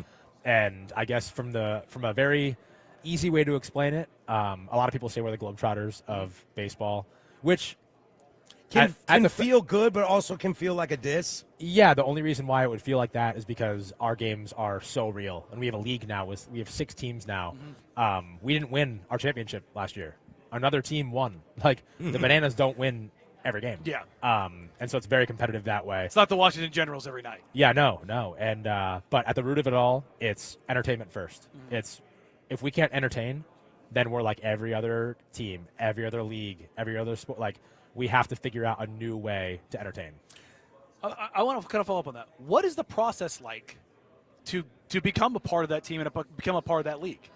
Yeah, so I had a really weird journey to get here. I posted a couple of videos on social media, and that got the attention of Jesse Cole, the owner. Now the tryout process is rigorous. Now it's you have to. If you can't backflip, good luck. If you can't dance, if you can't throw 94, good luck. You got a better chance of getting on The Bachelor than you do the Savannah Bananas these days. Yes, exactly. Yeah. No, literally. Yeah. Yeah, it's actually crazy. Never mind. Live radio. No, I can say it. We had a guy try out. Didn't make the team, but he's a contestant on The Bachelorette. That's amazing. Oh, no kidding. Which is information that is out there now, so I can actually say that. But you had to stop to think and make literally, sure, what you just said is reality. Is actually reality. That's crazy. That's nuts. He's Jackson Olsen. He's an infielder for the Savannah Bananas, also a great content creator. I mean, I guess you guys are content creators basically with what you do for a profession. I got to ask you, we're from Portland, Oregon. There's a game coming up. You're coming to Autzen Stadium, all right? We cover the Oregon Ducks, the Autzen Stadium. We were actually both there for the Oregon USC game a couple weeks ago. One of the loudest environments I've ever been to. Talk to me about the Bananas have been such an East Coast staple, and you guys are starting to come west. I believe you played a game in Seattle not too long ago, right? Yep. Talk to me about how that experience is evolving, and what do you know specifically about Autzen Stadium in Eugene, Oregon? Little old Eugene, Oregon. Very excited to obviously see Nike and all of that too. That's exciting. But yeah, the cool thing is we hadn't been at the Pacific Northwest at all. We were playing games. We were Southeast. We were playing a little bit in Florida. We would go to Texas. We would go up to Connecticut, that area. So we kind of did a little L, but we never got into the Pacific Northwest. And so now we've been going to Seattle and now going to Oregon. We're very excited, and hopefully the weather holds up for us and doesn't pour rain. Yeah. Will they make you play if it pours rain? Oh, would that be part of the situation? I think we've canceled one game ever. They just say do it. We just wait. We just wait it out. We actually got it's turf. 2 a.m. and you do it? We had to get turf in Savannah because we have so much rain in Savannah. Mm-hmm. We would have games start at 10:30 at night. But now with turf, we could just play right through it. Now, you brought up Jesse and kind of what he has done, and you know, I've seen so many videos of him where security's trying to usher him away, and he's like, no, I'm going to sign every autograph. I'm going to take every picture. What is it like for you as a young man to like see a guy who took a dream and made it this, and yes, it's so prolific, and yes, it's making money, and yes, it's growing. You guys are getting paid more, and all the things that come along with that. But a guy that cares so deeply about what he wants to do and how he wants to deliver to fans, what's it like for you to essentially work for that guy? Yeah. Well, he cares about, when you talk about someone like thinking in the clouds and working in the weeds, like he's literally doing both every single day. He cares about what's going to happen 5 years from now at like the top of the bananas. And then he also cares about if I make a TikTok and there's trash in the background, he's like, you got to remake that. So he's thinking about like the biggest possible things ever, and then also the little tiny like details, and that's why he's a psychopath in the great way possible. In a great way. He's the modern day P.T. Barnum, Walt Disney. Like he's read every single book about Walt Disney, every book about P.T. Barnum, like everything. Basically, how to make a show. And Taylor Swift too. So like you think about like the biggest dreamers and the biggest doers and the most famous people on planet Earth that aren't even like they're just big, like larger than life people. And he's not that he's trying to make himself that, but that's who he learns from. And I think eventually, if this keeps going the way it is, like he will be that. There's a really cool story that I read this book on the birth of the Premier League that is known today, and they took the owners of the big six clubs in the 80s when the game was kind of in a lull over in England. They had bad TV deals, stuff like that. Brought them over to America and took them to a Super Bowl. And they were like, this is what they do over here. And it blew their mind about how much more opportunity their game could have and from a marketing standpoint. And that's what will lead me to this. How does the future look for you guys in the sense of getting, a TV deal, like I read on ESPN.com, the Savannah Bananas just signed a $2.5 billion deal with Amazon. Like, what's the future of that? Because the game, it feels like you guys kind of solidified how you play on the field. So how do you grow it to be even bigger? Yeah, I think the main thing Jesse sees is he learns from the Globetrotters. And they had 5 or 6 Globetrotters teams. It was A, B, C, D, whatever. And, like, you were going to see them. Now, the way we've grown it is people are going to see, they're fans of the Party Animals and the Firefighters. And they're building their own fans. They build their own fan base. And obviously it all comes back to, like, the bananas at the core. The sport is called banana ball. We use a yellow baseball. And so it will always be, like, the bananas. That's the tie-in, yeah. But now we have people that don't even care. They don't even like the bananas. They're like, no, I'm a Party Animal fan. Or like the Yankees. Yeah. The Yankees have been playing forever, and most people hate them, except for Yankee fans. And it stems back for me. I saw a TikTok a girl made. It was like a 17-year-old girl, and that's like the 17-year-old girl is the girl that we're trying to get to like banana ball, because they usually don't like baseball, right?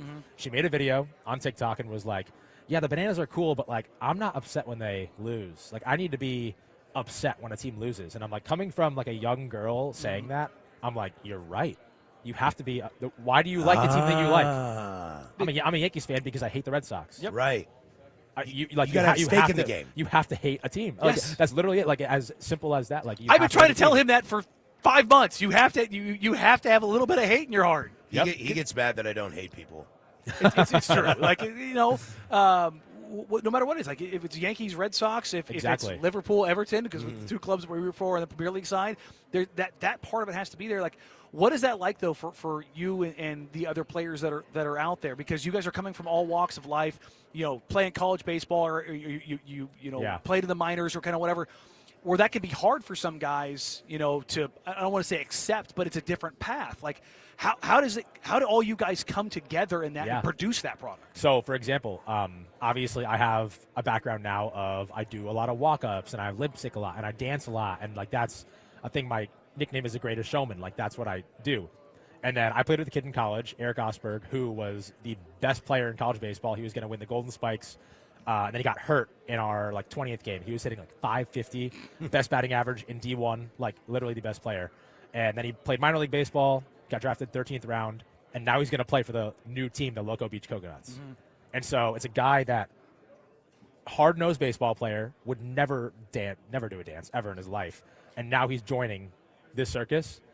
And I think it's because we've realized we need really good baseball players now. It's becoming desirable too on the other end. Yeah, exactly. And he's a guy that, hey, you're going to, like Jesse can tell him, you're going to make triple what you make, and you're going to play less games, and you're going to stay in nice hotels, and you're going to have fans.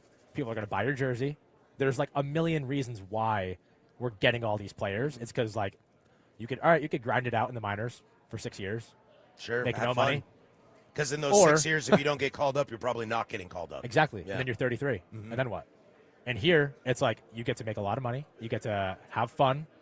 That's why we exist, to have fun. And so all the different walks of life come in, and we create this product of like, yeah, we have a singer. We have a guy who can do a million backflips and tumble. Like, I can't do any of that. But you bring your own thing, and everybody just collectively comes together and like makes the cool show.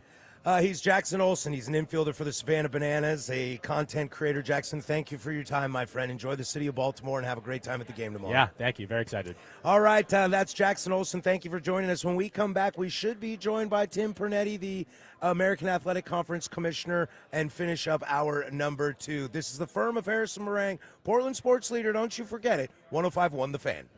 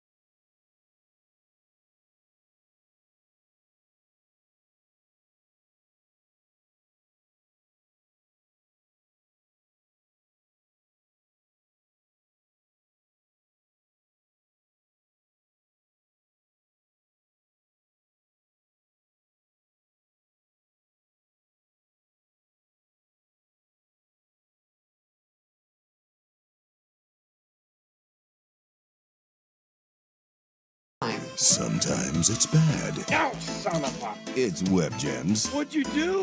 the firm of Harris and Meringue on the Fan Sports Network, 105.1 and 1080 The Fan. All right, this is normally where we do Web Gems every single day, but we're going to take a pause on that. The Big Nooner's coming up next. We'll have a bunch of guests, including Rob Stone, Nate Boyer, the play-by-play guys for Army, Navy, and Brian Jones. So a loaded third hour. Stick around for us. But right now, we are joined by Tim Pernetti, the American Athletic Conference Commissioner. We are extremely happy to have you here, Tim. Let's get right into this. No, let's not get into it. All right, let's start right off the bat is that it's the American Conference now. Oh, okay. Dropped Athletic. And by the way, I know you have a piece of paper in front of you. I have had words with people that organized this event about that. Dude, my friend, you are a man that looks like I am not going to mess with. Yeah, there are fines being handed out all over Radio Row today, guys. Wow. Are you sure you don't want to be the commissioner of the Pac-12? Because we would love you. It's great to be with you guys. Thanks for having me. Let's get into this Army-Navy this weekend, and you're in such a fascinating position when it comes to this historic game. You're the commissioner of these two teams when it comes to football. How does that work as a football conference, but also the amazingly unique aspect of Army-Navy being our United States military? It really, you couldn't have described it any better. It's uniquely unique. Yeah. That's really what it is. And Army and Navy being members of the American has benefits that cannot be measured, right? Because I think everybody, and you guys talked to me off the air about where you went to school, and everybody sees their school as a national brand. But it's not really what college sports is. Like, I don't see Rutgers as a national brand where I play. It's regional. Army and Navy are national brands. It's indisputable. I would argue they go even beyond being national brands. So when you have the visibility that an Army and Navy bring to your conference, it can't be measured. It's good for all of our league members. When you have a game like this at the end of the year, which, by the way, it's not a conference game, but when you have a game like this and they're wearing these uniforms that they roll out in this big cinematic deal, and the American Conference is part of that uniform design, you can't measure that. But the thing about Army and Navy that's always been special to me, like, I went years ago. This is my 5th one. And every time I go, I share it with somebody who hasn't been. Like, I had my wife here this year. She's never been to Army-Navy. Army-Navy is bigger than football, right? If you are not proud to live in this country when you're at the Army-Navy game, then you probably are in the wrong place. Yeah. But it's just bigger and different. But in a college football space where it's chaos right now and the government's involved, and what are we going to do? And what about the playoff? I like having Army-Navy on my side. It gives us access to people of influence to be able to be in these decisions to help us get the American where we're trying to get it. And I think it's fitting, just kind of talking about that with where your conference is at right now. You were the preeminent Group of 5 conference right now. You've had multiple teams that were, excuse me, multiple teams that were up for a chance at a college football playoff spot. And then off air we were talking about what Tulane has been able to do in this transfer portal era and all the changes that happened there. USF, I mean, Byron Brown was, for me, if I was a Heisman voter, I would have had him in my top 5. Like, what he did this year was absolutely incredible. And then going on top of that, USF is the first school in the country to be fully vested in their NIL fund and kind of pushing things forward. You've got Army-Navy that represent this. You've got Tulane that is so prolific. You've got a school like Memphis who continually puts guys in the NFL year after year. UTSA has had guys that have come through there. Will Stein got a UTSA out to Oregon. You just kind of go down the list. You cover the swath of so many different things in such a tumultuous time and so much change and so much turnover with coaching staffs, and yet you guys are there the last couple of years already. What does that mean to you to have such a unique conference, not only with your members, but a unique place right now where it stands in college football? There's no question about, like, this P4, A4, Group of 5, Group of 6. Like, I think the media literally made this crap up. But I knew he was going to say that. I knew he was going to say that. We're just trying to be like, how can we make how can we elevate this thing every year? And the reality is, the gap that people used to see, they're not seeing as much anymore after a year like this. When your conference champion is the 4th ranked conference champion to get in the playoff ahead of the ACC, like, people are starting to see things a little bit differently. We do cover a large landscape. Why are we the most rated conference in America in the transfer portal? Because we're loaded with talent. You just said it. Why are 3 coaches going to the SEC and 1 going to the Big 12? We're loaded with coaching talent, right? So a lot of conferences would shy away from that. Coaches are leaving. They pretend like they didn't exist. players transfer, they didn't exist. We celebrated. It's almost like your kid going to middle school and they're going to, start prep school. Like it's part of the cycle of life. The system has been set up to allow for that movement. So why not be proud of the fact that we are developing talent that are starting on rosters all over America? Thank coaches that are leaving for their contribution to building the league. I don't think there's any debate anymore because I'm not going to argue with logic, and I can't control what people are going to think. What I've said all along is my predecessor, Mike Aresco, was very vocal about being a power conference. I don't subscribe to all these monikers, and what I've said to our league is we're done talking about this. We're just going to line up and play. He's Tim Pernetti, the American Conference Commissioner, and I think you're so spot on in that, in the perception, and just don't worry about it. Dan Lanning for the Oregon Ducks says a lot about that stuff. I don't care where I'm being ranked. I just want to get in the playoff, and so we have a shot. Which leads me to ask you about, USF. USF decides to go fully vested into the NIL budget and what that can do for not just that program. We see it with Cignetti at Indiana. There, you guys are at the doorstep of being at the media's table as they want to create. What steps do you need to take to continue, or is it just trust the process? Invest. Yeah, that's it's a part of dollar it. thing. Yeah, I mean, listen, let's just call it what it's it America. Is. Money's money. It's capitalism. You have to invest. But we took control of that decision. So when the House settlement was coming down, you can't control whether it's going to get settled. It's not. But we sat down with the league and said, we are going to have a $10 million minimum on rev share if you want to be in this league. If you're not going to do it, you're out. No hard feelings. It's all good. Just but this you're in is or you're what not. we're doing. And everybody stepped up. It was a unanimous vote. Everybody supported it, and away we go. So you need to continue to invest. USF, and it's not taboo to talk about expansion. Okay, it's not. USF clearly has aspirations beyond the American. Memphis signaled the marketplace that they had aspirations beyond the American. My conference tried to steal Memphis from you. Right. I'm okay with it. Just be the best member you could possibly be to make this thing great while you're here. That's all we ask for, because I can't stop anybody from leaving. But what I can do is try to resource this thing to make it a place that people want to come and people want to stay. And we're starting to see that cycle turn around. So you were on record talking about the college football playoff. You want to maintain the 5 and 11. Why is that important to you? Well, I want to maintain a structure that rewards 5 highest-ranked conference champions, which, by the way, those bids are not tied to any league. No, they shouldn't be. So, people thought that until this year. They're like, whoa. How did Tulane and JMU get it? 5 highest-ranked conference champions. Sun Belt was better than the ACC. That's the way it worked. You said that, all right? I'm not talking about other conferences. The American was better. Okay, that. there you go. Agree with that. But the reality is the system to reward conference championships, if we're going to have conference championship games, there should be a reward. And then create a robust at-large system. I am for that because I think it provides the opportunity for anything to happen. Like, why do we love the NCAA tournament? Chaos. Because Fairleigh Dickinson, 10 miles from where I grew up in New Jersey, can go to the Sweet 16. Cinderellas matter. You want to call Tulane a Cinderella? Fine. I don't think they are. Fine.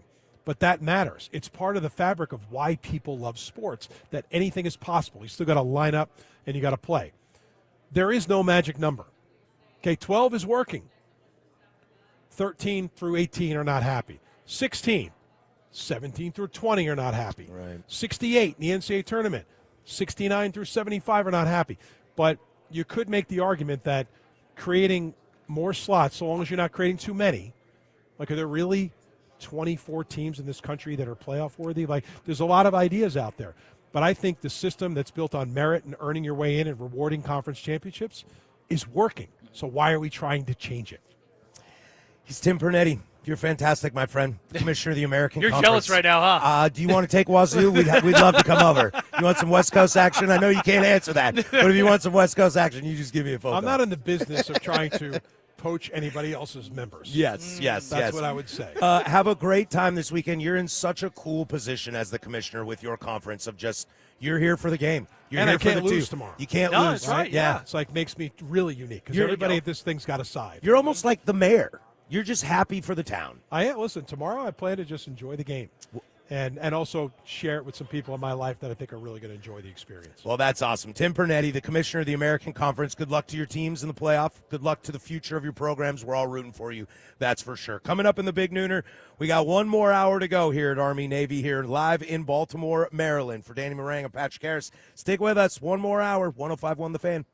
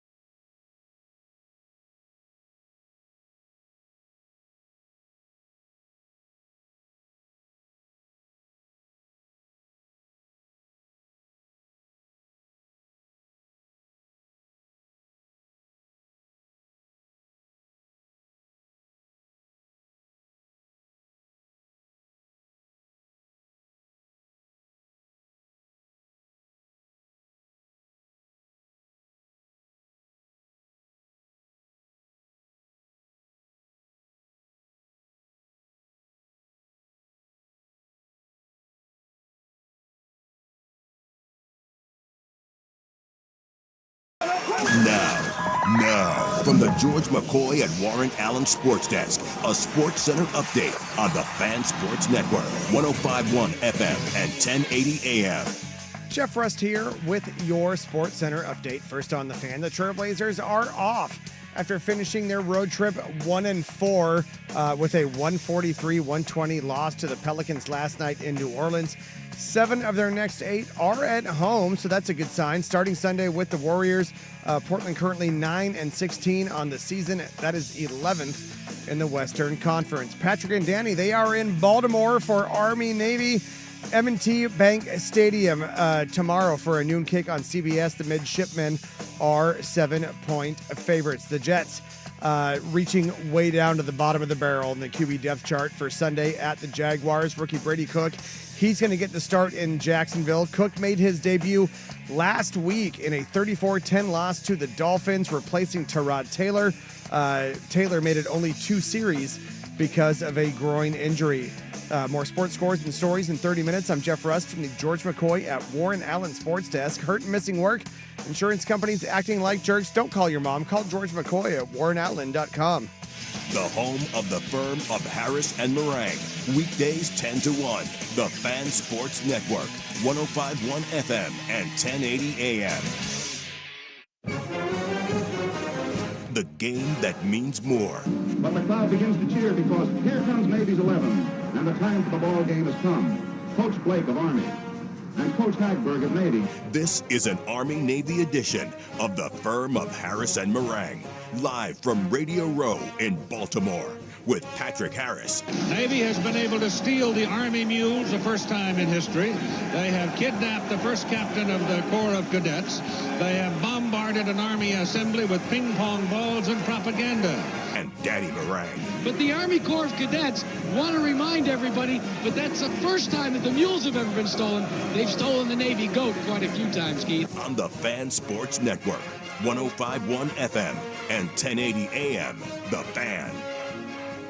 All right, 2 down, 1 to go here. Final hour of the firm of Harris and Meringue. Like I said, we are live here in Baltimore, Maryland for the Army-Navy game that will kick off tomorrow. The game of games. Everything on the line between these two schools before they get back together and do the duty of protecting America. A lot to come with this hour. Rob Stone will join us here in about 10, 15 minutes. Get some play-by-play guys on the call tomorrow, and Brian Jones from CBS. Hopefully they all join us. But we are joined right now by Nate Boyer, former NFL player and always Green Beret. Nate, thank you for joining us. Welcome. How are you doing so far today? I'm doing good. I was telling you guys off the air, not very Green Beret-like. I left my phone in an Uber last night, so I get out to go check in at the hotel.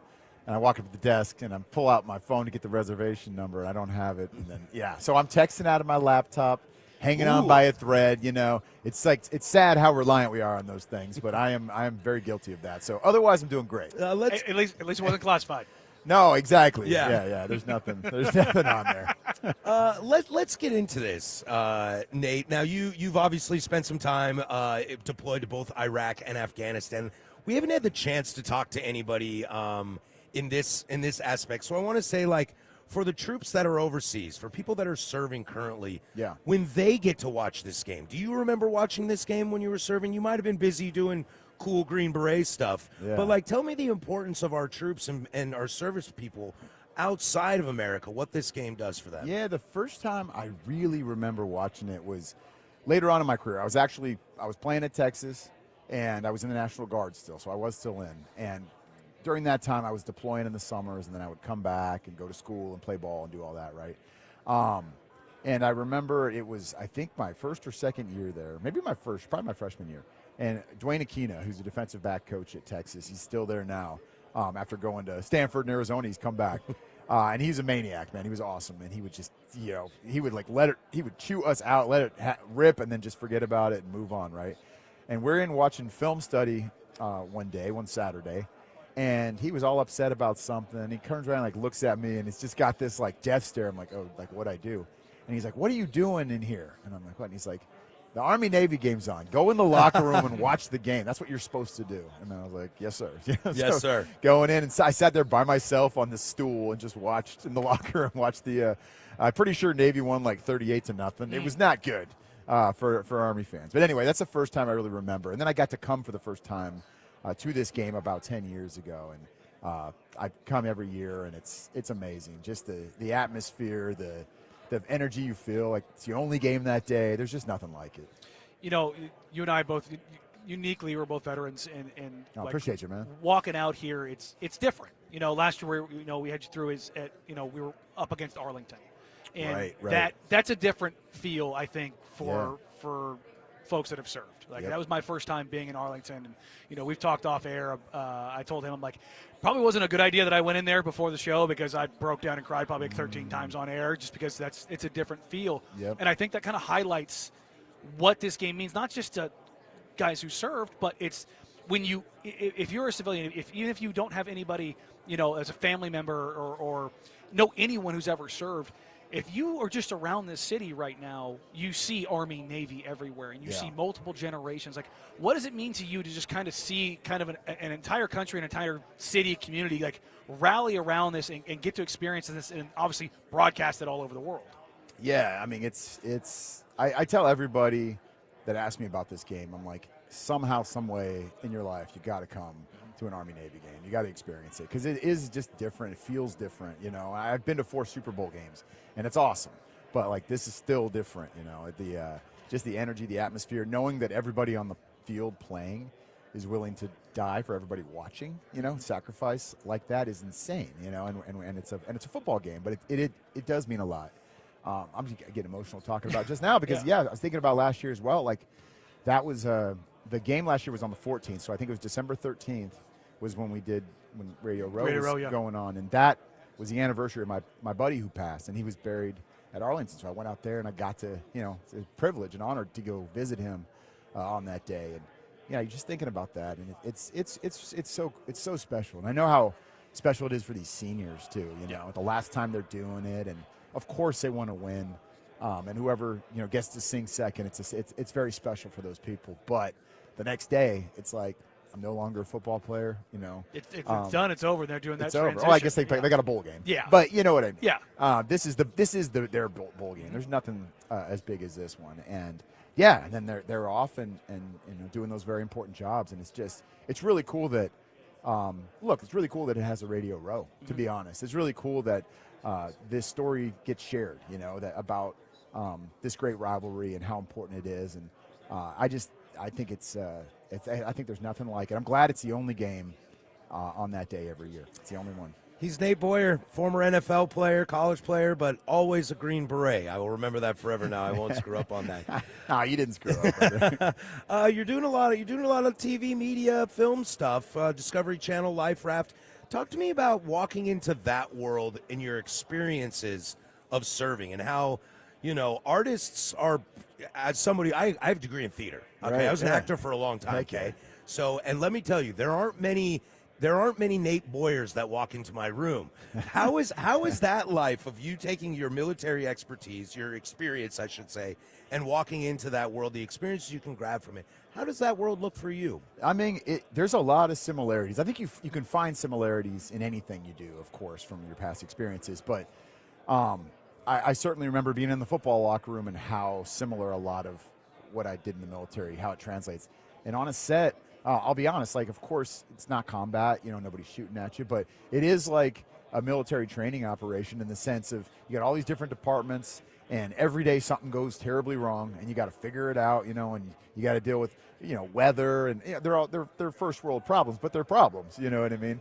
And you just got to come together and find a way, and you usually work in long, long days, and it's not for the faint of heart, and there's a ton of rejection. It's just like this all sounds vaguely familiar. Yeah. I think there's just a little bit less wall-to-wall counseling is the only thing that's really missing here. Well, I don't know. There's a good amount of that too, but then you get to make something cool, and I love storytelling because I think that was the other thing too. Being in, my escapes were sports and movies. When I was overseas, it was like I wanted to watch, even if I'd seen the movie 10 times. I remember Tropic Thunder came out while I was deployed, and it was like, it was hilarious. It was just, it's such a classic, and it's, you can quote it now. What's the one DVD that got absolutely destroyed by you guys on a deployment? Because for us, Vince Vaughn brought out Dodgeball, and we watched that and Super Troopers easily well over 100 times over a deployment. I would say probably Step Brothers and Wedding Crashers. Nice. I think those are the two. There's a common theme in all those movies. Yeah, there. It's weird. It's weird how all those slapsticky,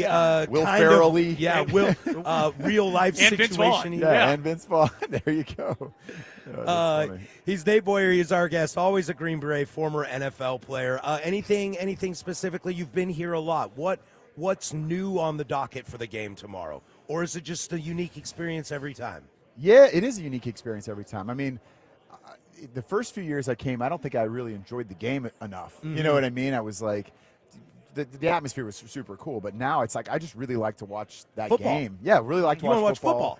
And these guys, you just know it's because it means something extra to them, like that, how much they're putting into it, and every mistake just feels so amplified and big, and it's tough.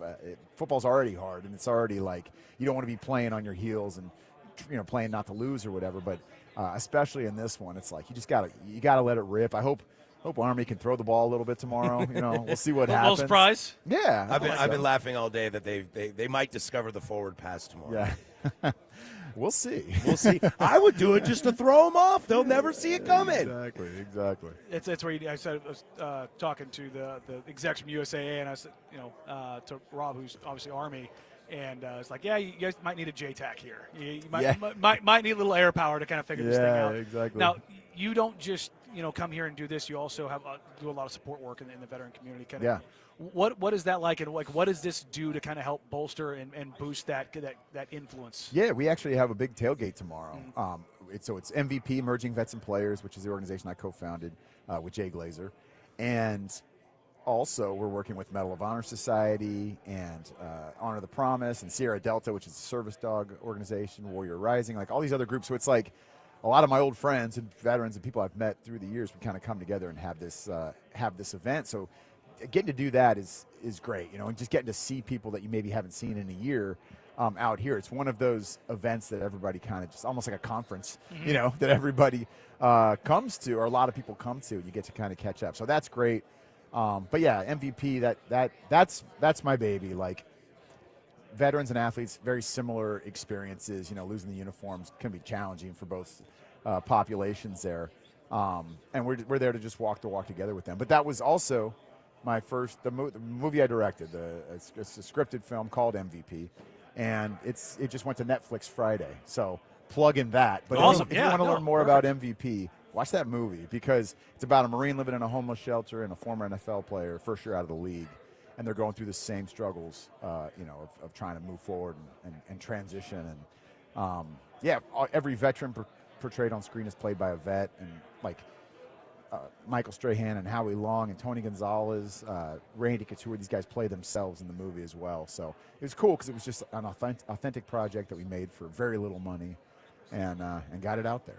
Well, that's really rad. Taking care of veterans is huge, because I don't think we do that enough. No, I so agree. thanks to you, Nate. Thank you for joining us so much. Enjoy the weekend. Enjoy the game. We appreciate you and everything. He's Nate Boyer, former NFL player, always a Green Beret. When we come back, Rob Stone from Fox Sports will join us. Maybe I'll sneak a little football question, football question in from Fox Sports. Rob Stone will join us. Nate, thanks again. This is the Firm of Harris and Meringue on 105.1 The Fan.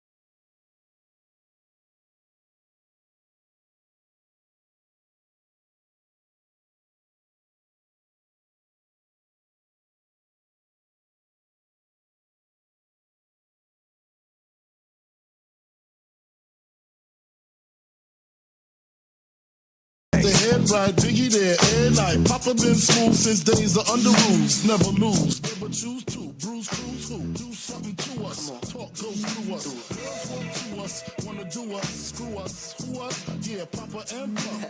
Close like stars. All right, welcome back in. We are live here, Media Row in Baltimore for the Army-Navy game. We've been having a wonderful day.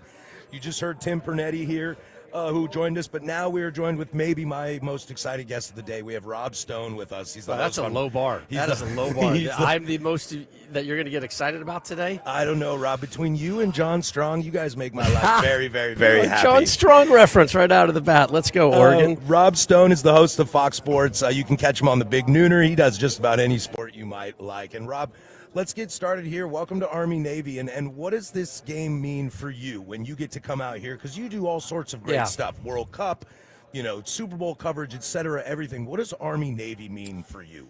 It's pure, right? It's pure humans. It's people that are sacrificing. We're lucky enough with Big Noon Kickoff to run around the country, and we're at premier games, right? We're at Ohio State and Michigan, Big Ten championship game, things that really matter in the college football world. Now, I'm not saying Army-Navy doesn't, but Army-Navy matters on different levels. These are people that are putting their lives on the line for you. These are people that are sacrificing every single day of their life. These are people who choose to join this institution knowing what lies down the road for them. And I love the fact that they kind of get their own weekend, right? This is your Saturday, right? The second Saturday in December. Have at it, guys.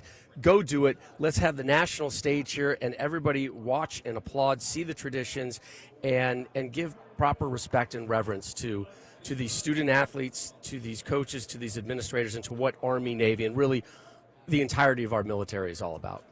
Rob, you said obviously with the Big Noon Kickoff, you guys get to go to these big events, these big games, and you've got guys on that staff and in that booth or on that panel with you. Those dudes have seen things. They've won things, man. Yes, and they have been at the highest of heights in college football. But you've also had guys that have been on there with you that were caught up in stuff and the change of college football. How different is that? Full disclosure, I'm a USC guy, so watching that stuff happen is always one of those things where I'm like, but it was happening everywhere else at the same time. Yeah. So when you look at that and you contrast that against what Army-Navy is, there's no transfer portal, there's no NIL, there's no nothing there. So how different is that for you to look at that and just see I don't want to say the purity of it, but in a sense, it is. Yeah, it's a different game, Danny, right? And it takes you back to the old days, right? Now, I don't want to be the old guy with, socks on and sandals while I'm mowing my lawn, but it was the lawn needs to get mowed. Right, yeah. And guess what? Things were pretty good back then. And I understand you have to move and you have to evolve, and if you don't, you get passed by, right? So I'm not going to be the old guy who's saying down with NIL, close the transfer portal. It is what it is. We're here. Having said that, it's really nice and refreshing to see two programs who can actually build, right? Here, you're here, you're a first-year student. We're going to have you for another couple of years, and we're going to be able to build with you and make you a better man and make this a team. And, it's like a flaky world out there in college athletics right now. I was just doing some college basketball research, and I read a name, and I was like, this guy is leading the nation in scoring right now in basketball. I'm like, where do I know that name? Where do I know that name? I'm like, oh, yeah, he was at that program, and then the year before he was at that program. And this is his fourth year at a different school. So the allegiance has left us in college athletics, and I love that it's so present and in your face with Army-Navy. He is Rob Stone. He's a host for Fox Sports. You can catch him on a bunch of different stuff, college basketball, World Cup, the Big Noon Kickoff. Let's talk a little Big Ten football, all right? You at Fox, you guys have a great relationship with the Big Ten. We live in Big Ten territory as we cover the Oregon Ducks quite closely. And still feels weird to say that, doesn't it? And with USC, it's weird. I almost have to catch myself sometimes. Wait a second, that's right. Don't forget, the Washingtons and the Oregons and the UCLAs and the USCs are involved in this. He's a kook. I went to Washington State, and I watched everybody leave us behind. I feel so bad for Thanks, Washington man. State, man. That pissed me off. And what Oregon State, what they had to go through, and I know they found their footing, right? At least next year, it'll be interesting to see what happens. But I get it. That's the realities. It made me sad. But we pivot. We talk about the Big Ten. We move. Let's get into the Big Ten. I think some of your counterparts at some other networks will scream loudly about the SEC, and they're important. How I like to joke, it just means more down there. Yeah. But the Big Ten puts 3 teams in the playoff, 2 with the bye and the top seed of the first round hosted games. Talk to me about the evolution, the top end of the Big Ten, and how they're competing with the SEC, and then we'll get into some football too. How you think it plays out? It clearly is a top-heavy conference right now. That's pretty obvious. And I think people thought it would be even heavier up top coming into the season, right? Maybe Illinois. Penn State obviously would have been the one that's up there. Even Illinois, you're talking about the momentum that they had. Indiana, I'm not sure people thought they could sustain it, and they have. And what Coach Cignetti has done is really remarkable. Dan Lanning has become, I think, that coach that every program would want, right? If there's an opening anywhere, and I know Michigan's got this opening right now, people would be thrilled to have Dan Lanning. He is one of the coolest guys. He's one of the favorites that we have on our podcast, The Triple Option. He's so open. He's honest. He's welcoming. He's got a little childish in him, right? Like a little mischievousness in him where he can still relate and do silly things, and you can smile and be like, he's one of us. He strikes me as a guy that you want to have a beer with, right? That's what all of us are trying to do in our business. Like, we want our listeners, our viewers to say, like, man, I got to spend X hours with these dudes. Yeah, I'm good with that. I can spend a couple more hours with them. Dan Lanning is that guy for me. I think the problem for the Big Ten right now is that they are so top-heavy that the bottom three quarters, the bottom half is a big fall, is a big drop-off, where the SEC, the perception, and I do think it is the reality, it is a deeper, stronger, toe-to-head type conference than the Big Ten. But the Big Ten, as long as you got those powers carrying you and you're making the noise right now in December and January, people are going to see how strong you are and how relevant you are. And I think those three programs, and I'll include Penn State too, even though who knows what is going to happen with them next year, I think they're going to kind of keep lifting up the Northwesterns, the Illinois, like Michigan State now, with Pat Fitzgerald joining. He's a motivated cat right now, right? He's got a lot to prove. Watch out for the Spartans and their investment in athletics right now. They just got a huge boost. So, the Ohio States, the Michigans, even the Indianas right now, and the Oregons, of course, what they're doing is they are showing the path for the rest of these programs, and they're also saying, and we see it in MLS too a lot, like if you're not going to compete with the big boys, you are going to fall behind, and that fall behind happens really fast. So you need to invest. You need to invest in the coaches, the staff, the buildings, the NIL. For as long as NIL and the portal are still here, and I think all that stuff is going to change in the next couple of years, if not months, but these are the rules right now. You got to do it. But the Big Three and the Big Ten right now are carrying the water, and I expect them to carry that water deep into the playoffs, including Oregon. You've covered this game for a while. Have you ever seen a story as quite as crazy as Indiana? No. Urban Meyer, who I'm at the hip with for months, he can't get over it, right? He's blown away, and he's like, when I used to come to Bloomington, there would be nobody here. It was like a bye week, and it was hard to get our guys up for it because they would walk out into the stadium and they're like, well, we're Ohio State. Where is everybody? Where's the energy? And the everybody, frankly, was probably Ohio State fans were in there, right, and made it feel like Columbus. But those are the trap games. Those are the games they were worried about because there was no energy, no frenzy, no real competition, and that has changed. And how he's been able to do it so quickly and then sustain it and maintain it is remarkable. They're going to have a Heisman Trophy winner, right? Fernando Mendoza is going to win your Heisman on Saturday. He's got my number one vote. It's a no-brainer.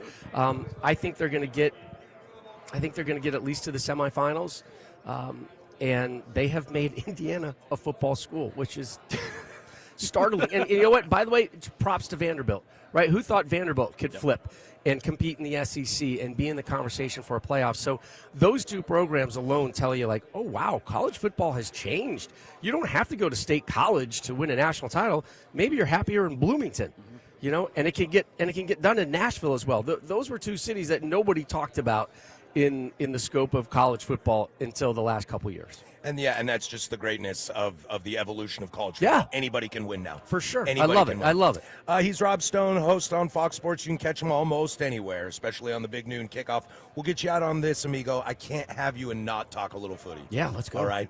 The MLS is going to change schedules. You're going to flip it. Ooh, I did not expect that reaction.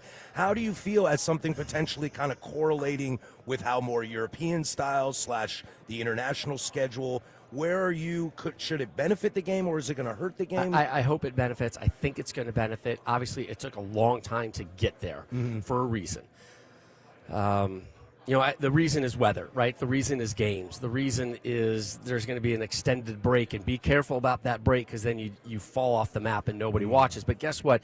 When MLS was playing its best soccer playoff time, it was lost. It was buried under college football and NFL, and nobody covered it and nobody knew. And thank God for Lionel Messi and winning the MLS Cup, and maybe there were a couple eyeballs on MLS Cup last weekend. So I think matching up with the European calendar will help the national team. I think it'll help transactions as well, where the players that are available can now have that ability to come to the United States, come to MLS, where in the past it's like, my contract's not quite up yet. Maybe I'll see you in the summer. And it was always this inconvenient truth. And the fact that these programs could not build from training camp. They knew they had to kind of wait, like, let's make it to the summer when that summer transfer window opens. And there's a select few cats that might be available and we can pull them in. So now I think everybody's on equal footing. And if MLS really wants to become one of the top leagues in the world, and they're really close, the Spains and the Italys and the Germanys and the England, they dominate things. But MLS is kind of quietly, stealthily, tucked right underneath there, and they can get a little bump. And guess what? Holland, we're better than you right now. So I think there's growth and potential for MLS, and I think in the long run, this will pay off. But I do worry about those pauses in the calendar. I do worry about the northern cities not having home games for long stretches. He's Rob Stone. Thank you so much for joining us. That's it. This is all we get to talk about. I enjoyed this. What This do you was want? fantastic. You want some more? Go Ducks! I think the Ducks are the most underrated team in the first round of the college football playoffs, and I think they're going to get by Texas Tech, and I think they're going to get at least to the semifinals. Yeah, it's tough to because we follow the Oregon Ducks. We're the home of the Ducks here at 105.1 The Fan, and it's hard to know if we're just biased because we watch it all the time, or what, or because they're playing at James Madison. Not to overlook schools, but it's like after last year getting the scheduled death nightmare that was Ohio State as your first game after 30 days of no, it feels like this team has the best suited path. You're going to run into Indiana again probably, but the best suited path to go. And that's okay. You know what? One of the toughest things to do in any sports? Beat somebody twice. It's the truth. Yeah. It's the truth. Yeah. Well, thank you so much You for got it, joining guys. us. Thanks for having me. Yep, have a great time. That is Rob Stoney. He's the host on Fox Sports. You can catch him on almost anything Fox does for sports, including the big noon kickoff. When we come back, Jackson Olsen will join us. He is a content creator and also an infielder for the Savannah Bananas. We'll do all that next, but first we'll toss it to our man Rust with sports. Now, from the George McCoy and Warren Allen Sports Desk, a Sports Center update on the Fan Sports Network, 105.1 FM and 1080 AM. This update is brought to you by Big's Chicken. Try their smoked and fried wings tossed with a perfect dry rub, served with a trio of killer sauces, menus, and more at bigschicken.com. First on the Fan, the Trailblazers off after finishing their road trip 1-4 after a 143-120 loss to the Pelicans last night in New Orleans. 7 of the next 8 are at home starting Sunday with the Warriors. Portland currently 9-16 on the season. That is 11th in the Western Conference. Meanwhile, in the NFL, the Jets digging way down into the barrel in the quarterback depth chart for Sunday at the Jaguars.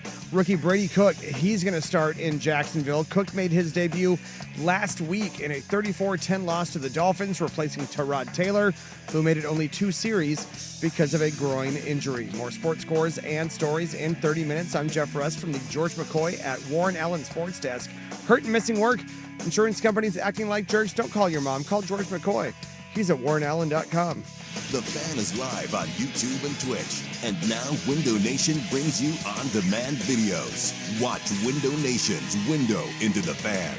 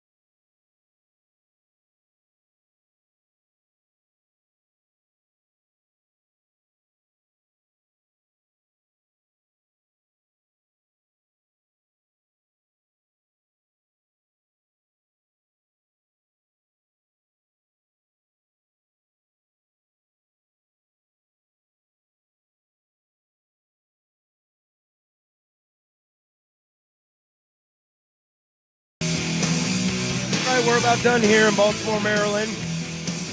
But we couldn't do the Army-Navy game without having Rich DeMarco, Joe Miller with us. They are the voices of play-by-play for Army and Navy, respectively. Rich DeMarco does Army, Joe Miller does Navy. We interviewed the USAA boys earlier, and I was told that I had to do the Army first because Navy won last year. Sorry, Rich. So I figured I would carry that over today. I apologize, Rich. I know we just became best friends, so I don't want to push you off.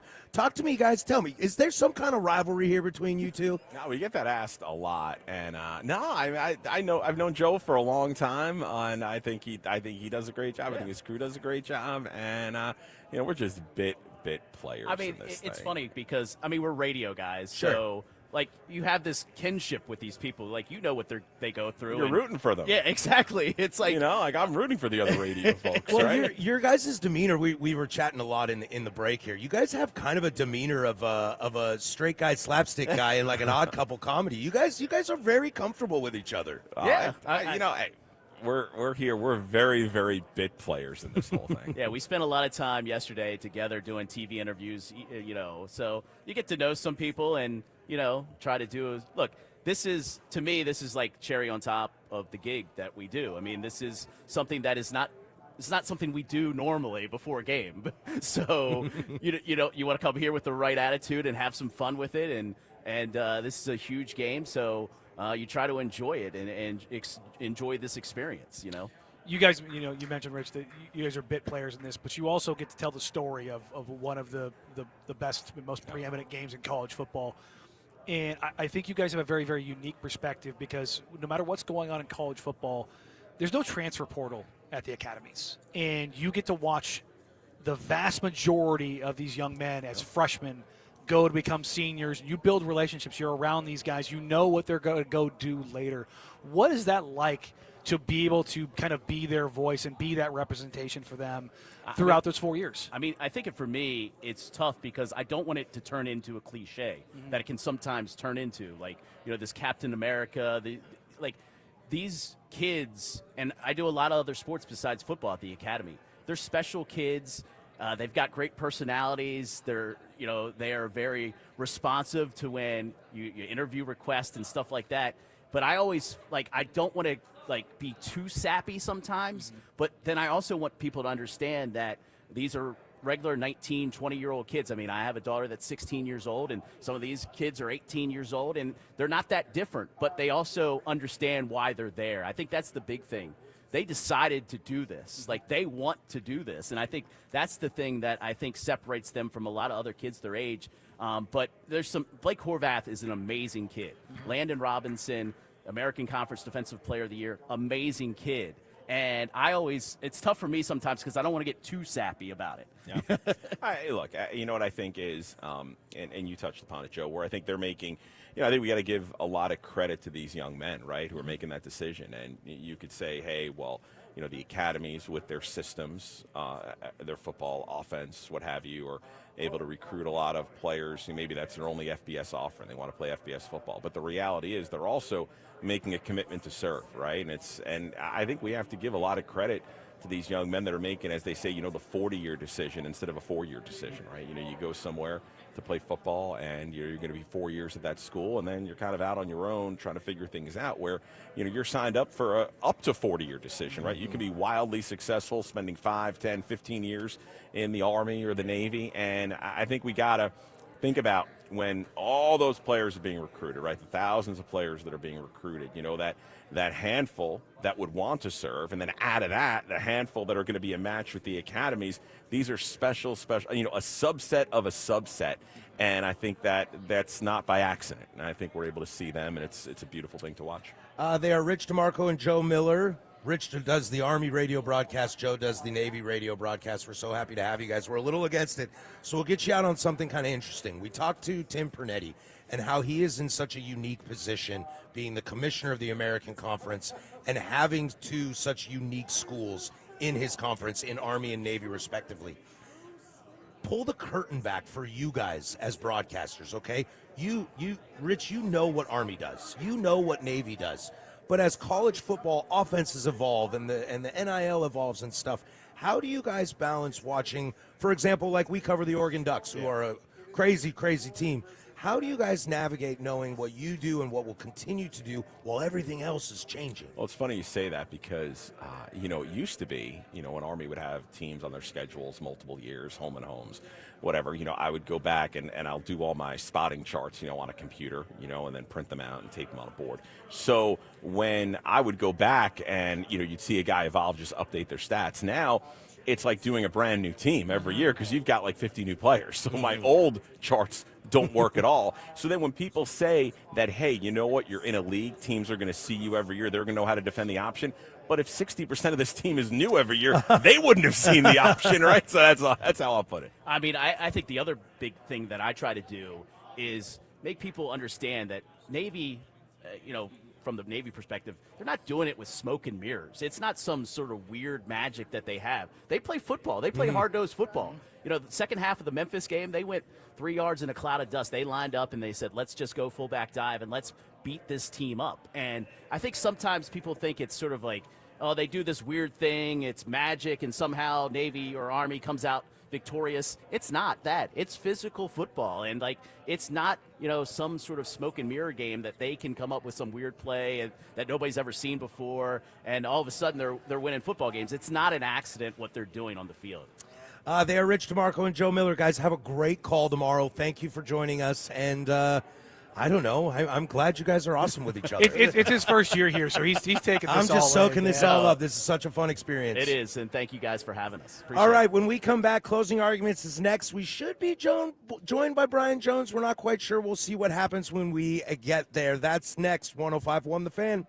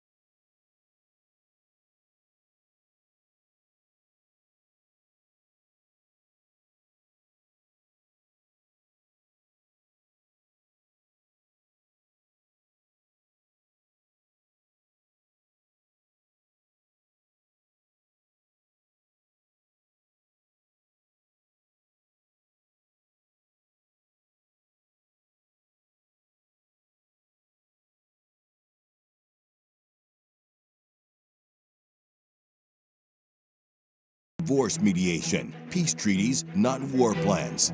Visit LeskinLaw.com for more information. You want answers! I want the truth! On the Fan Sports Network. You can't handle the truth! 105.1 and 1080, The Fan. All right. That's going to do it for us today. Visit LeskinLaw.com for more information. Leskin Law's one-day divorce mediation. We are joined to finish the show up with Brian Jones from CBS Sports commentating, also former NFL player. Brian, thank you so much for joining us. You, along with a bunch of our other guests, are so lucky to just be here to be a part of the party. Well, I'm about to leave after that sponsor. Hell, I've been through divorce twice. I was in a good mood till I heard that. Well, I can't. I don't do anything about that. I hope they're paying y'all a lot to bring me down. Thank you. No, man, this is cool. It's always cool. Army, Navy, it's unique, and people ask each and every year, how do you describe it? Can't. You have to experience it. It's one of those type of ball games where you have to experience it, and it's so unique because of everything that's waiting in the wings for both opponents. We're going to hate each other tomorrow for 3 hours, and then after that, we're brothers in arms, in our particular branch of the military protecting this nation. So it's a cool spectacle. You obviously played in college and in the NFL. How a lot of times you hear from athletes, particularly on the football side of things, the similarities. And Nate Boyer was one of the few guys that played in the NFL, but also served in the military. There's only so many of those guys. What are kind of some of the similarities or some of the things that you kind of look at and you can just kind of see it emulated in these guys, even though they're playing a little bit differently? Yeah, I have family members that served and have worn the uniform, and the conditioning from a mindset standpoint, it's similar in sports because you got to adapt, you got to overcome. And I had a football coach tell me a long, long time ago, there are going to be plenty of opportunities to quit. Make up your mind that you're going to be a football player because there will be plenty of opportunities to quit. Same in the military, and just reading about what they go through, waking up at 5 in the morning, get their day started, and it doesn't end till 9 or 10 at night. And, I mean, you got tons of things on that itinerary that most of us, there's no way in hell we could endure. And they do it, and they find a way, and they tap into something within them that helps them get through and navigate that type of routine. And it's the same in sports. We used to have real two-a-days. We used to have three-a-days, depending on which team you had. And there wasn't no shells. You were in full pads for all of those practices in training camp. So it was a mindset. It's the same thing in the military, even more so now because you're putting your life on the line for, Joe Schmoes you don't even know, like us. And yet you have elected to say, all right, I want to protect my country, and I'm willing to put my body, put every inch of my being through whatever it takes to where I am able and capable of doing so. He's Brian Jones. You can catch him on the pregame on CBS. He'll be on the field. Freezing my ass off. Gonna be cold tomorrow, buddy. Gonna be cold tomorrow. Hey, let's talk a little football. Come on. Nobody wants to talk about this game. Everybody's afraid to pick a winner, and I'm not asking you to pick a winner. I don't know because they root for their own teams. Traitor. I want to know though, from your standpoint, from a football level, how does this game play out? I'll ask it plain and simple. It's interesting. Last year, there was such a contrast. Army was a team that came in hot. Playing in the AAC Conference Championship game. This year, it's Navy that comes in hot. And I actually had them pegged to win the American Conference. I looked at their schedule and everybody they had coming back and offered the strength of what they did in this game a season ago. I mean, they kicked Army's butt, 31-13. And I played against option teams all my life growing up in West Texas, and usually they would pass just to throw you off their scent. Nah, this is an integral part of Navy's operation. I mean, Drew Cronick came here as OC, hybrid wing T. You're going to still get triple option concepts, but that passing with Heidenreich and the other guys, Chapman, that is serious and legit. Now, Army, they've had a little hiccup this season. 6-5, they roll into this one. Turnovers has plagued them. Injuries have plagued them. But this Cale Helms at their quarterback, 8 starts on the season. He's a 1,000-yard rusher. He's got the most rushes of any team per game, or on average. I think he averages about 24 carries a game. So he's always touching the ball. I'm going to lean Navy's way. because I just think they have more firepower offensively, and defensively they're dang good as well. Andon Thomas for Army, watch him at linebacker number 50. This Landon Robinson for Navy, just named All-American. Yep. First time in 50 years for a defensive guy, first time in 40 years for any naval player. My former teammate, Napoleon McCallum, so that's pretty cool. So it's going to be chock full of fun, ups and downs like most rivalries, and whoever can handle the ebbs and flows, whoever can limit the mistakes, they're the ones that are going to win. It's Brian Jones. Thanks, amigo. That's it? That's it, dude. Yeah, we're up We against gotta it. go. Yep. Where you going? You about to hear music? You going to that play. law firm? No, they're going to kick us off the air, and then Yeah. I'm going to go to the bar. My man. Yeah, baby. Be You want safe. to come first round on No, me, I buddy? don't drink Okay, anymore. all right. You got something else? No. I might. TSA a little lax these days, buddy. All right, Leskin Law. Visit LeskinLaw.com for more information. One-day divorce mediation. Peace treaties, not war plans. This has been fantastic. Tune in for the game. Catch Brian on the pregame as well. Today's been a lot of fun. It's been absolutely awesome. Big shout out to Jimmy at Little Guy PR, Christian, and all the guys at USAA and everything they do for us, putting on just an absolutely incredible event. And hopefully we'll get to do it again and again and again. Thank you, Jason Swigard. Thank you, Jeffrey Rust. Thank you, Dusty Hera. Thank you to Dion over there. For Danny Morang, I'm Patrick Harris. Go do something I would do. Bye.